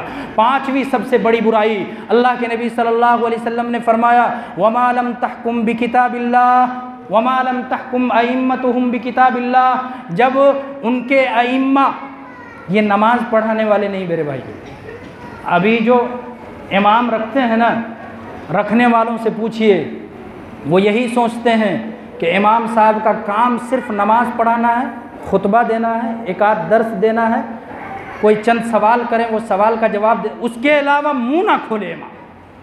اس لیے میں ان اماموں کو، یا ہم جیسے امام جو آج کل لوگ رکھتے ہیں مسجد میں نماز، ان کو الگ رکھنے کے بعد وہ ائمہ، اس لیے میں وضاحت کر رہا ہوں، ائمہ امام سن کر یہ نہ سمجھے نماز پڑھانے والے، یعنی وہ لوگ، امام کا مطلب ہوتا ہے آگے آگے، یعنی وہ لوگ جو سماج کے اندر آگے آگے ہوتے ہیں، فیصلے کرتے ہیں، پنچایتی کرتے ہیں، ایک دوسرے کے جھگڑے کو چکاتے ہیں۔ اللہ کے نبی جناب محمد الرسول اللہ صلی اللہ علیہ وسلم نے فرمایا، خصوصی طور پر جو لوگ سماج کے اندر فیصلے کرتے ہیں، پنچایت کرتے ہیں، وچار کرتے ہیں، 10 لوگوں میں بیٹھ کر ان کی باتوں کو سن کر ان کے درمیان فیصلہ کرتے ہیں، اللہ کے نبی صلی اللہ علیہ وسلم نے فرمایا وَمَا لَمْ تَحْكُمْ أَئِمَّتُهُمْ بِكِتَابِ اللَّهِ، جب ان کے ائمہ، ان کے حکمراں، ان کے قائدین، ان کے پیشوا جب کتاب اللہ کے مطابق فیصلہ نہیں کریں گے، قرآن مجید کے مطابق فیصلہ نہیں کریں گے، سنت رسول اللہ کے مطابق فیصلہ نہیں کریں گے، إِلَّا جَعَلَ اللَّهُ بَأْسَهُمْ بَيْنَهُمْ، تو اللہ رب العالمین ان کو آپس میں لڑا دے گا۔ یہی وجہ ہے کہ فیصلے صحیح نہیں ہوں گے، آپ کسی کا حق کسی کو دے دیں گے، کتاب اللہ کے مطابق فیصلہ نہیں کریں گے، آپ رشوت لے کر فیصلہ کریں گے، آپ اماؤنٹ لے کر فیصلہ کریں گے، تو پھر اللہ رب العالمین تمہارے درمیان لڑائی کر دے گا، اختلاف پیدا کر دے گا۔ آج حالات یہ ہیں کہ ہم لڑ رہے ہیں، پٹ رہے ہیں، مر رہے ہیں۔ یہ 5 برائیاں میرے بھائیوں، اللہ کے نبی جناب محمد الرسول اللہ صلی اللہ علیہ وسلم نے جو پیشین گوئی کی تھی، ہو بہو وہ تمام کی تمام برائیاں ہمارے اندر موجود ہے، اور ہم دیکھ رہے ہیں، ہم کر رہے ہیں، ہمارے گھروں کے اندر، علاقوں کے اندر، محلوں کے اندر، مساجد سے لے کر مدارس تک اور دیگر جگہوں میں یہ تمام کی تمام برائیاں۔ بے حیائی پر ایک چیز اور بیان کرتا چلوں، اس سے پہلے میں نے بتایا خواتین کے تعلق سے، پہلی چیز بے حیائی نہیں ہونی چاہیے، عورتوں کو کس طریقے سے ہونا چاہیے، کتنا باپردہ ہونا چاہیے، اور گھر والوں کو اپنی بیٹیوں کے تعلق سے کتنا غیرت مند اور ان کے اندر کتنی حمیت ہونی چاہیے، ایک باپ کے اندر، ایک بھائی کے اندر، ایک شوہر کے اندر۔ اس واقعے کو آپ سنیں بڑے مختصر انداز سے، مغیرہ بن شعبہ رضی اللہ عنہ، ابن ماجہ کی حدیث ہے، اللہ کے نبی صلی اللہ علیہ وسلم کی خدمت میں حاضر ہوئے اور کہنے لگے، اے اللہ کے نبی جناب محمد رسول اللہ صلی اللہ علیہ وسلم، میں فلاں عورت سے نکاح کرنا چاہتا ہوں۔ اللہ کے نبی صلی اللہ علیہ وسلم نے فرمایا، تم نے اس عورت کو دیکھا ہے؟ آج ہم کتنی مرتبہ دیکھتے ہیں ریجیکٹ کرنے والوں، میں نے ایسے لوگوں کو بھی دیکھا ہے، سینکڑوں لڑکیوں کو ریجیکٹ کیا، اور جب اس لڑکے نے کسی لڑکی کو پسند کیا، اس لڑکی نے اس کو ریجیکٹ کیا ہے۔ کیا دیکھ کے ریجیکٹ کرتے ہیں؟ کالا لنگور بدماش ٹائپ کا دکھتا ہے، اور اس کو حور چاہیے، انگور ٹائپ۔ اپنے اپنے حساب سے لڑکی تلاش کریں، آپ اپنے آپ کو اس قابل بنائیں کہ آپ کو ایسی لڑکی ملے۔ کہنے کی بات یہ ہے کہ مغیرہ بن شعبہ رضی اللہ عنہ اللہ کے نبی صلی اللہ علیہ وسلم کی خدمت میں حاضر ہوئے، کہا کہ فلاں عورت سے میں نکاح کرنا چاہتا ہوں، پیغام دینا چاہتا ہوں۔ اللہ کے نبی صلی اللہ علیہ وسلم نے فرمایا، تم نے اس عورت کو دیکھا ہے؟ نہیں دیکھا اللہ کے نبی صلی اللہ علیہ وسلم۔ ایک کام کرو، دیکھ لو، دیکھنے سے محبت قائم ہوتی ہے، شادی نہیں ہوتی ہے۔ آپ گئے اپنے نکاح کی نیت سے اور پاک نگاہ سے ایک لڑکی کو دیکھا کہ اگر پسند آ جائے تو نکاح کریں گے اور ایک جائز تعلق قائم کریں گے، تو اللہ کے نبی صلی اللہ علیہ وسلم نے فرمایا ایک بار دیکھ لو، محبت قائم ہو جائے گی۔ بہنیں سنیں، مرد حضرات بھی سنیں، حضرت مغیرہ بن شعبہ رضی اللہ عنہ ایک انصاری عورت کے گھر میں ان کی بیٹی کے لیے نکاح کا پیغام بھیجا، اور جب وہ گھر پہ پہنچے اور کہا کہ میں آپ کی لڑکی کو دیکھنے کے لیے آیا ہوں، اور اللہ کے نبی صلی اللہ علیہ وسلم کا حکم سنایا کہ نبی صلی اللہ علیہ وسلم کا بھی یہی فرمان ہے کہ میں ایک بار دیکھ لوں، اس کے باوجود باپ کی غیرت یہ تھی، باپ کی حمیت یہ تھی، حدیث کے الفاظ ہیں فَكَأَنَّهُمَا كَرِهَا ذَلِكَ، یہ مغیرہ بن شعبہ کی بات کہ ان کے باپ، لڑکی کے باپ سے جا کر کہا کہ میں آپ کی بیٹی کو دیکھنا چاہتا ہوں، پیغام دینا چاہتا ہوں نکاح کے لیے، ان کو برا لگا۔ لڑکی پردے میں تھی، آڑ میں تھی، لڑکی نے تھوڑی سی آواز میں کہا کہ اگر اللہ کے نبی جناب محمد الرسول اللہ صلی اللہ علیہ وسلم نے حکم دیا ہے دیکھنے کا، ایک بار تو اے نوجوان دیکھ لے، اور اگر تو بہانہ بازی کرتا ہے تو نہ دیکھ۔ دیکھا، نکاح کر لیا۔ مغیرہ بن شعبہ رضی اللہ عنہ کہتے ہیں کہ مجھے ایسا لگا ان کے رویے سے کہ یہ بات ان کو بہت بڑی لگی۔ نکاح کے لیے دیکھنے گیا، اور غیرت، حمیت یہ ہے لڑکی کے اندر بھی اور لڑکی کے باپ کے اندر بھی کہ لڑکی نکاح کے لیے بھی دکھانا منظور نہیں ہے، نکاح کرنا ہے تو نکاح کرو، اس کے بعد گھر لے جا کر دیکھنا۔ یہ غیرت تھی عورتوں کے اندر۔ میری ماں اور بہنوں سنیں، بے پردہ چلنے والی عورتیں، جہاں تک میری آواز جا رہی ہے، سڑکوں پر پھرنے والی عورتیں، آپ کو ہم قید کرنا نہیں چاہتے، آپ کو ہم گھروں میں باندھنا نہیں چاہتے، آپ کو اسلامی تعلیمات کے مطابق وہ وقار، وہ عزت، وہ سکون، وہ مقام دینا چاہتے ہیں جو اللہ رب العالمین نے کتاب اللہ کے مطابق اور نبی کریم جناب محمد الرسول اللہ صلی اللہ علیہ وسلم نے احادیث مبارکہ کے اندر مطابق دیا ہے، آپ کو وہ مقام آپ کو دینا چاہتے ہیں۔ تو میں آپ کے سامنے بیان کر رہا تھا چوتھا سبب دین کا مصدر، اور اسی کی مناسبت سے پیاری حدیث جو سب سے بڑی بڑی 5 برائیاں ہمارے اندر موجود ہیں میرے بھائیوں، اس کو ختم کرنے کی ضرورت ہے۔ 5واں جو سبب ہے میرے بھائیوں، بہت ہی نوجوانوں کے لیے اہم ہے اور بزرگوں کے لیے اس طریقے سے اہم ہے کہ اپنے نوجوانوں کو سمجھائیں، اپنے نوجوانوں کو سمجھائیں ہمارے لیے آئیڈیل کون، ہمارے لیے نمونہ کون۔ سلمان خان ٹخنے سے نیچے کپڑا پہنے تو ہمارے نوجوان بھی ٹخنے سے نیچے پہنے، اور وہی سلمان خان ٹخنے سے اوپر کپڑا پہنے تو ہمارے نوجوانوں کی جینس پینٹ سب ٹخنے سے اوپر۔ کون آئیڈیل؟ اللہ کے نبی صلی اللہ علیہ وسلم حدیث کے اندر کہتے ہیں کہ 3 طرح کے لوگوں کے طرف اللہ رب العالمین نظر رحمت سے نہیں دیکھے گا، ان سے بات تک نہیں کرے گا۔ ان 3 قسم کے لوگوں میں سے ایک شخص وہ ہوگا جو اپنی تہبند، جو اپنا ازار، جو اپنی پینٹ، جو اپنی جینس یا کسی بھی قسم کا کپڑا جو مرد حضرات ہے ٹخنے سے نیچے پہنتے ہیں، اللہ رب العالمین نظر رحمت سے نہیں دیکھے گا۔ اللہ کے نبی صلی اللہ علیہ وسلم حدیث کے اندر کہہ کر چلے گئے، مردوں، نوجوانوں، بزرگوں، کپڑوں کو ٹخنوں سے اوپر رکھنا ہمارے کانوں تک جوں تک نہیں رہیں گا۔ اور ان ہیروں نے، ان بھانڈوؤں نے، ان رانچنے والے رانڈوں نے جب ٹخنے سے اوپر پہنا تو ہمارے نوجوان اور ہمارے لوگ، ہمارے مسلمان ٹخنے سے اوپر کرنے لگے۔ آج آپ نے دیکھا لڑکیوں کو، ان کے سارے کپڑے ٹخنے سے اوپر ہیں۔ کہاں سے آیا؟ سیریل دیکھتے ہیں پاکستان کی، ہندوستان کی، اور دیکھتے ہیں فلاں کپڑا ہے، ایسا کپڑا لیا جائے، فلاں ہیروئن تو ایسے پہنی تھی، ٹخنے سے اوپر تھا، ہم ٹخنے سے نیچے پہنیں گے، مزہ نہیں آئے گا، کپڑے کا مزہ بیکار ہو جائے گا، 1500 کا کپڑا ہے، 2000 کا کپڑا ہے۔ میرے بھائیوں، ہمارے لیے آئیڈیل اور نمونہ یہ بھانڈ لوگ نہیں ہیں، ہمارے لیے آئیڈیل اور نمونہ جناب محمد الرسول اللہ صلی اللہ علیہ وسلم اور آپ کے اصحاب، حضرت ابو بکر ہوں، حضرت عمر ہو، حضرت عثمان ہوں، حضرت علی رضی اللہ عنہ ہوں، اور دیگر صحابہ کرام، یہ ہمارے لیے آئیڈیل اور نمونہ ہونا چاہیے۔ ہمارے لیے آئیڈیل وہ ہے۔ یہودیوں کو ہم نے فالو کیا ہے، یہ یہودیوں کی سازشیں ہیں، موبائل ہر بچے کے ہاتھ میں دے دیا، ہر انسان کے ہاتھ میں دے دیا۔ حالات یہ ہے کہ ہم نے یہودیوں کی پیروی اس طریقے سے کی، ہم نے نصرانیوں کی پیروی اس طریقے سے کی، ہم نے غیروں کی اتباع اور فرما برداری اس طریقے سے کی کہ ہم نے ہر ایک کے ہاتھ میں موبائل دیا، اور بچے 2-2 بجے تک 3-3 بجے تک موبائلوں میں نہ جانے کیا کیا دیکھتے ہیں، اور فجر غائب رہتا، 9-10 بجے اٹھ کر کام پر نکلتے ہیں۔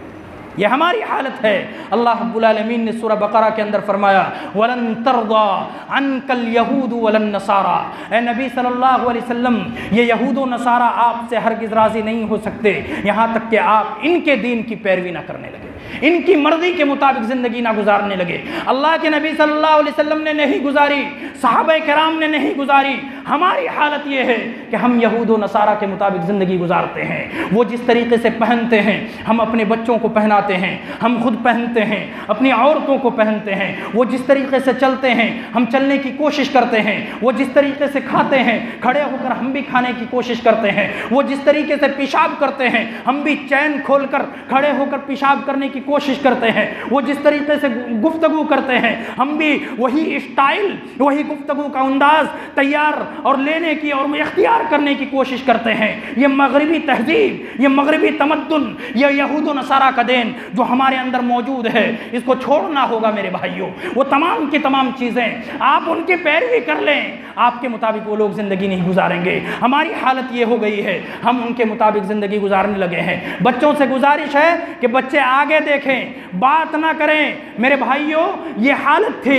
اللہ کے نبی جناب محمد الرسول اللہ صلی اللہ علیہ وسلم نے فرمایا، بڑی پیاری حدیث ہے، کس طریقے سے ہمارے نوجوان اور ہم نوجوانوں غور سے سنیے گا کس طریقے سے ہم پیروی کرتے ہیں۔ وہ موبائل کو لے کر ہو، ٹی وی کو لے کر ہو، کپڑے کو لے کر ہو، کھانے کو لے کر ہو، نبی کریم صلی اللہ علیہ وسلم نے فرمایا لَتَتَّبِعُنَّ سَنَنَ مَنْ كَانَ قَبْلَكُمْ شبرم بشبرن وذراعم بذراع، تم اپنے اگلے لوگوں کی ایسے پیروی کرو گے جس طریقے سے وہ ایک بالش چلیں گے تم بھی ایک بالش چلو گے، وہ ایک ہاتھ چلیں گے تم بھی ایک ہاتھ چلنے کی کوشش کرو گے۔ کہنے کا کیا مطلب ہے؟ ایک بدا، ایک بالش اور ایک ہاتھ کا، یعنی وہ جیسا کریں گے ویسا تم کرو گے۔ حتی لو سلکوا جحر ذب لسلکتموہ، یہاں تک کہ اگر وہ گوہ کے بل میں داخل ہو جائیں گے مسلمانوں تم بھی اسی گوہ کے بل میں داخل ہو جاؤ گے۔ گوہ کیا ہے؟ مفسرین شارحین حدیث کہتے ہیں ایک ایسا جانور ہے جس کا بل، جس کا راستہ بہت تنگ ہوتا ہے اور بہت بدبودار جانور ہوتا ہے۔ اللہ کے نبی صلی اللہ علیہ وسلم نے فرمایا تم غیروں کی اتباع میں اس قدر پڑ جاؤ گے کہ اگر وہ گوہ کے بل میں بھی داخل ہو جائیں مسلمانوں تم بھی داخل ہو جاؤ گے۔ آخر وہی ہوا کہ کھڑے ہو کر پیشاب نہیں کرنا تھا، ہم نے کیا ہے۔ کھڑے ہو کر کھانا نہیں کھانا تھا، ہم نے کھایا ہے۔ ہم نے وہ کام کیے ہیں جو اللہ کے نبی صلی اللہ علیہ وسلم نے منع فرمایا تھا۔ عورتوں کو گھروں سے نکل کر بے پردگی کا اظہار نہیں کرنا تھا، کیا ہے۔ مردوں کو یہ خیال رکھنا تھا کہ ہماری بہن بیٹیاں گھروں سے بے پردہ ہو رہی ہیں، ہم نے نہیں کیا۔ ہم دیوس کی طرح گھروں میں بیٹھے رہے، ہماری بہن بیٹیاں رنگ رلیاں کرتی رہیں، بے پردگی کرتی رہیں، بے خاری کرتی رہیں اور نہ جانے کیا کیا کرتی رہیں۔ ہم دیکھتے رہے، کیا کریں گے؟ زمانہ ایسا ہو گیا ہے، روکا نہیں جاتا، روکیں گے خودکشی کر لے گی، نہ جانے کیا کیا کر لے گی۔ میرے بھائیوں اسلامی تعلیمات دیں، اس لیے یہودیوں کی پیروی کرنا چھوڑیں اور نبی کریم جناب محمد الرسول اللہ صلی اللہ علیہ وسلم اور آپ کے اصحاب کرام کی تعلیمات کو فالو کر کے اپنی زندگی کو بہترین بنانے کی کوشش کریں۔ چھٹا جو سبب ہے بہت ہی اہم ہے کہ اختلاف، انتشار، تفرقہ اور پھوٹ پیدا ہو جائے گا۔ میں مسلکوں پر نہیں جاؤں گا، حالات مسلمانوں کے یہ ہیں کہ مسلمان امت کو لے کر تو چھوڑیں، ایک گھر میں مسلمان ایک نہیں ہے، 4 بھائی ہیں، 2 بھائی ہیں، 5 بھائی ہیں، فلاں بھائی سے منہ موڑتا ہے، فلاں بھائی سے منہ موڑتا ہے۔ مسجدوں کے اندر اتنے اختلاف ہیں، صفوں میں ہم فلاں کے پاس کھڑے نہیں ہو سکتے، ہم فلاں کے پاس کھڑے نہیں ہو سکتے، فلاں ادھر کھڑا ہے ادھر جا کے کھڑے ہو رہے ہیں، فلاں کھڑا ہے پیچھے کھڑے ہیں، نماز تک چھوڑ دیتے ہیں، فلاں نماز پڑھا رہا ہے ہم نماز نہیں پڑھیں گے، گھر سے نکل جاتے ہیں، اکیلے نماز پڑھ کے نکل جاتے ہیں۔ میرے بھائیوں غور کرو، اس انتشار کو ختم کرو، اس اختلاف کو ختم کرو، ان تمام چیزوں کو ختم کرو۔ اللہ کے نبی صلی اللہ علیہ وسلم نے تو فرمایا تھا تر المؤمنین فی توادہم وتراحمہم وتعاطفہم کمثل الجسد الواحد، محبت کرنے میں، آپس میں رحم دلی میں، آپس میں شفقت میں، محبت میں ایک مومن دوسرے مومن کے لیے ایک جسم کی مانند ہے۔ پاؤں میں کانٹا چبھتا ہے، آنکھ سے آنسو نکلتا ہے، آنکھ یہ نہیں کہتی کانٹا تو پاؤں میں چبھا ہے میں آنسو کیوں بہاؤں، درد پیٹ میں ہوتا ہے، درد سر محسوس کرتا ہے، جسم میں کسی جگہ پھوڑا نکلتا ہے، گھاؤ ہوتا ہے، کٹ جاتا ہے، پھٹ جاتا ہے، پورے جسم میں بخار آ جاتا ہے، کپ کپی طاری ہو جاتی ہے، سر یہ نہیں کہتا ہے لگا پاؤں تو ہے سر کیوں درد ہو، لگا ہاتھ کو ہے میں درد کیوں محسوس کروں، لگا پیٹ میں ہے میں درد کیوں محسوس کروں۔ یہ حالت ایک مومن کی ہونی چاہیے کہ کہیں بھی ایک مسلمان پریشان حال ہے، درد مجھے ہو رہا ہے، فلاں مسلمان پر ظلم ہو رہا ہے، درد مجھے ہو رہا ہے، اس درد کا اظہار کیسے کریں گے؟ اگر طاقت ہے جا کر مدد کریں، طاقت نہیں ہے مالی اسباب دے کر مدد کریں، وہ بھی طاقت نہیں ہے نمازوں کے بعد میرے بھائیوں ان مسلمانوں کے لیے اللہ رب العالمین سے دعا کرتے رہیں، اللہ رب العالمین جتنی خوشحالی ہمیں دی ہے اس سے زیادہ ان بھائیوں کو خوشحالی عطا فرما۔ اتنا تو کر سکتے ہیں، نہیں کریں گے تو اللہ رب العالمین نے سورہ انفال کے اندر فرمایا وَأَطِيعُوا اللَّهَ وَرَسُولَهُ وَلَا تَنَازَعُوا فَتَفْشَلُوا وَتَذْهَبَ رِيحُكُمْ، اللہ رب العالمین کی اطاعت کرو، رسول اللہ صلی اللہ علیہ وسلم کی اطاعت کرو، وَلَا تَنَازَعُوا اور تفرقہ بازی نہ کرو، اختلاف نہ کرو، آپس میں بٹو نہیں، آپس میں عداوتیں نہ کرو، آپس میں پھوٹ نہ ڈالو، اگر ڈالو گے کیا ہوگا؟ فتفشلوا تم بزدل ہو جاؤ گے، تم کمزور ہو جاؤ گے، تمہارا ایمان ختم ہو جائے گا، تمہارا ایمان کمزور پڑ جائے گا، وَتَذْهَبَ رِيحُكُمْ تمہاری ہوا اکھڑ جائے گی۔ آج ہماری حالت وہی ہے، اتحاد نام کی بھی نہیں ہے، اختلاف اس قدر ہے، ہم اس قدر بٹے ہوئے ہیں، ہمارے معاشرے سے کسی کو لے جا کر مار دیا جائے مجھے لگتا ہے مسلمان ایک ہو کر نہیں نکلیں گے، کیونکہ وہ کہے گا فلاں ویسا ہی ہے، فلاں شرابی ہے، ارے بعد میں اس کو سمجھانا فلاں شرابی ہے، بعد میں اس کو سمجھانا وہ زناکار ہے، بعد میں اس کو سمجھانا سود خور ہے، پہلے اس کی مدد کرو کیونکہ مسلمان ہے، اس کے بعد اس کو بتانا کیوں مارا تم کو، کیوں یہ تکلیف آئی، کیوں یہ پریشانی آئی، کیونکہ تم شرابی ہو، تم زانی ہو، تم سود خور ہو، تم غالی باز ہو، تم چغل خور ہو، تم غیبتیں کرنے والے ہو، اس کو سمجھ میں آئے گا یقیناً۔ لیکن اگر آپ اس کو نہتے چھوڑ دیں گے، جب وہ مار کھا کر آئے گا، وہ کٹ گھروں کا چکر لگا کر آئے گا، وہ جیل سے آئے گا، قید سے آئے گا، وہ سوچے گا یہ تمام کے تمام میرے دشمن ہے، کوئی مجھے بچانے کو نہیں آیا، یہ مسلمان کیسے مسلمان ہے؟ پھر اس کو آپ اچھی بات بھی بتائیں گے جمعہ کے اندر، اس کو سمجھ میں نہیں آئے گی۔ اس لیے پہلے اتحاد قائم کریں، پھر اس کے بعد آپس میں مشورہ کریں کیا کرنا چاہیے کیا کرنا نہیں چاہیے، یہ تمام کی تمام چیزیں۔ اور ساتواں جو سبب ہے میرے بھائیوں، نوجوانوں کی بگاڑ، نوجوان کس طریقے سے بگڑے ہوئے ہیں، نوجوان کس طریقے سے بگڑے ہوئے ہیں۔ ایک کاروباری کو پوچھئے، ایک بزنس مین کو پوچھئے، ایک تجارت والے کو پوچھئے اس کا کیپٹل کیا ہے، اس کا اصل کیا ہے، وہ کہے گا میرا اصل میری پونجی ہے۔ ہر بزنس مین چاہتا ہے اس کی پونجی میں گھاٹا نہ لگے، کاروبار ہو یا نہ ہو، اس کی جو پونجی دکان میں یا کاروبار میں یا تجارت میں لگا رکھا ہے اس میں کمی نہ ہو۔ میرے نوجوانوں، میرے دل کے عزیزوں، میرے اندر کے عزیزوں، آپ اس قوم کے کیپٹل ہیں۔ کسی قوم کو ختم کرنا ہو، کسی قوم کو برباد کرنا ہو، کسی قوم کو ذلیل کرنا ہو، کسی قوم کو رسوا کرنا ہو، کسی قوم کو تہس نہس کرنا ہو، کسی قوم کو اس ہستی دنیا سے نیست و نابود کرنا ہو، اس قوم کے نوجوانوں کو بگاڑ دو، اس قوم کے نوجوانوں کو نشے میں اتار دو، اس قوم کے نوجوانوں کو اللہ کی عبادت سے نکال دو، اس قوم کے نوجوانوں کو زانی بنا دو، اس قوم کے نوجوانوں کو سود خور بنا دو، یعنی ہر طرح کی برائیوں میں ان کی قوم، ان کے نوجوانوں کو اتار دو، وہ قوم خود بخود برباد ہو جائے گی۔ اس لیے میرے نوجوانوں، نوجوان بچوں، نوجوان بچیوں، آپ اس قوم کے مستقبل ہیں۔ آپ بڑے ہوں گے، آپ اسلام کو لے کر، دین کو لے کر چلیں گے۔ آپ جب ہمارے نوجوان جب حضرت ابو بکر جیسے ہوں گے، عمر جیسے ہوں گے، علی جیسے ہوں گے، عثمان جیسے ہوں گے، صلاح الدین ایوبی جیسے ہوں گے، طارق بن زیاد جیسے ہوں گے، موسیٰ بن نصیر جیسے ہوں گے، محمد بن قاسم جیسے ہوں گے۔ نوجوانوں، 15 سال کے، 20 سال کے، 25 سال کے، میں آپ کو بتاؤں ہمارے ملک سندھ کے اندر محمد بن قاسم رحمت اللہ علیہ آئے تھے، جن کی عمر صرف 17 سال تھی، پورے سندھ میں ڈنکا بچا دیا تھا، اسلام کا پرچہ لہرایا تھا۔ 17 سال کا تھا محمد بن قاسم، کیا کیا تھا؟ آج 17 سال کے نوجوان کی حالت یہ ہے، اس کو کھانے کا پتہ نہیں، اس کو سونے کا پتہ نہیں، اس کو اللہ کا پتہ نہیں، اس کو رسول کا پتہ نہیں، یہ سب چھوڑیں، اس کو اپنے ماں باپ کا پتہ نہیں کہ میرے ماں باپ کے ساتھ مجھے کیا کرنا ہے۔ یہ حالت ہے نوجوانوں کی۔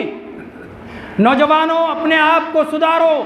اس لیے کسی شاعر نے کہا تھا، وہ معزز تھے زمانے میں مسلمان ہو کر، اور ہم خار ہوئے تاریک قرآن ہو کر۔ کس طریقے سے مسلمان اور خصوصی طور پر نوجوان، مختصر حدیث میں آپ کے سامنے بیان کرتا چلوں، اتنا اہم ہے یہ نوجوانی، اتنی اہمیت رکھتی ہے میرے بھائیوں۔ جو عبادت آپ کی اہم نوجوانی میں ہے، بڑھاپے میں نہیں ہے۔ اللہ کے نبی جناب محمد الرسول اللہ صلی اللہ علیہ وسلم نے فرمایا، سنن ترمذی کی حدیث ہے، حضرت عبداللہ ابن مسعود رضی اللہ عنہ بیان کرتے ہیں، نبی کریم جناب محمد الرسول اللہ صلی اللہ علیہ وسلم نے فرمایا، لا تزول قدم ابن آدم یوم القیامت من عند ربہ یوم القیامہ حتی یسأل عن خمس، یہاں تک کہ 5 سوال نہ کر لیے جائیں ابن آدم یعنی ہم میں سے کسی کا آخرت کے دن، قیامت کے دن قدم ہلیں گے نہیں، آگے نہیں بڑھیں گے۔ ان 5 سوالوں میں سے میرے بھائیوں، جو سب سے دوسرا اور اہم سوال، وعن شبابہ فیما ابلاہ، کھڑے ہوں گے قیامت کے دن حضرت آدم علیہ السلام سے لے کر آخری انسان تک، قیامت تک کے اللہ رب العالمین سوال کرے گا، وعن شبابہ فیما ابلاہ، اے نوجوان، اے انسان، اے بزرگ، بتا تجھے میں نے نوجوانی دی تھی، 15 سے 30 سال کی عمر دی تھی، 15 سے 35 سال کی عمر دی تھی، تم نے اس عمر کو کہاں گزارا؟ چوک چوراہوں پہ گزارا، دکانوں پر گزارا، رنگ رلیوں میں گزارا، یا اللہ رب العالمین کی عبادت میں گزارا؟ اس لیے نوجوانوں، اتنا اہم ہے اس نوجوانی کو اللہ رب العالمین کی اطاعت میں گزارنا اور نبی کریم جناب محمد رسول اللہ صلی اللہ علیہ وسلم کی فرما برداری میں گزارنا۔ نوجوان ہے، خون گرم ہے، ہو سکتا ہے آپ کے قدم لڑکھڑائیں، لیکن لڑکھڑانے کا یہ مطلب نہیں ہے کہ آپ بگڑ جائیں، آپ لڑکھڑائیں آپ کا قدم۔ آپ کے ایمان کی طاقت یہ ہونی چاہیے کہ گناہ کے بعد آپ اللہ رب العالمین سے توبہ کر کے پکے سچے مسلمان بن جائیں اور اللہ رب العالمین کی عبادت میں لگ جائیں۔ آخری سبب بیان کر کے میں اپنی بات کو مکمل کروں، قرآن کو ہم نے چھوڑا، یہ بھی بہت بڑا سبب ہے۔ قرآن کو چھوڑا، کیا سمجھتے ہیں صرف کافروں نے قرآن کو چھوڑا؟ انہوں نے قرآن کو نہیں مانا، قرآن کو ماننے سے انکار کیا، قرآن کو سننے سے انکار کیا، وہ کافر ہو گئے۔ وہ بھی قرآن کو چھوڑنا ہے، اور قرآن کو ماننے کے بعد کہ یہ اللہ رب العالمین کا کلام ہے، اللہ رب العالمین کی کتاب ہے، اور ماننے کے بعد اس کتاب کے مطابق عمل نہ کرنا، اس کتاب کے مطابق زندگی نہ گزارنا، یہ بھی قرآن کریم کو چھوڑنا ہے۔ کل قیامت کا دن ہوگا، اللہ کے نبی صلی اللہ علیہ وسلم کہیں گے، سورہ فرقان کے اندر اللہ رب العالمین نے فرمایا، رسول کہیں گے، وقال الرسول یا ربی ان قوم اتخذوا هذا القرآن مہجورا، اے میرے پروردگار، اے میرے پروردگار، اے میرے اللہ، میری قوم نے قرآن کو چھوڑ دیا تھا۔ آپ بتائیے میرے بھائیوں، اللہ کے نبی صلی اللہ علیہ وسلم پکاریں گے، اللہ رب العالمین سے ہماری شکایت کریں گے، اللہ رب العالمین یہ میری امت کے لوگ ہیں، یہ وسیم ہے، یہ عبداللہ ہے، یہ فلاں ہے، یہ فلاں ہے، انہوں نے میرے قرآن کو چھوڑ رکھا تھا، قرآن کو پڑھا نہیں، قرآن کو سمجھا نہیں، قرآن کو سمجھایا نہیں، قرآن کو پڑھایا نہیں، قرآن کے مطابق عمل نہیں کیا، میرے بھائیو جواب کیا دیں گے؟ آج حالت یہ ہے کہ قرآن کو ہم نے سجا کر رکھ دیا ہے، آج حالت یہ ہے کہ ہم قرآن کے پڑھانے والوں کو پیسے نہیں دیتے ہیں، یہ بھی قرآن کو چھوڑنا ہے۔ میں نے اس 2 مہینے کے اندر دیکھا ٹیوشن پڑھانے والے ماسٹر کو 6 مہینے کی ایڈوانس فیس دی جاتی ہے، اور مولانا کو مہینہ گزر رہا ہے، 2 مہینے گزر رہے ہیں، 5 بار 7 بار فیس کا مطالبہ کیا جاتا ہے، فیس نہیں دی جاتی۔ یہ قرآن چھوڑنا نہیں ہے۔ آپ کے بچوں کو تعلیم دی جا رہی ہے قرآن کی، آپ کے بچوں کو تعلیم دی جا رہی ہے نبی کریم صلی اللہ علیہ وسلم کی احادیث کی، وہ تعلیم دی جا رہی ہے جن تعلیمات کے ذریعے سے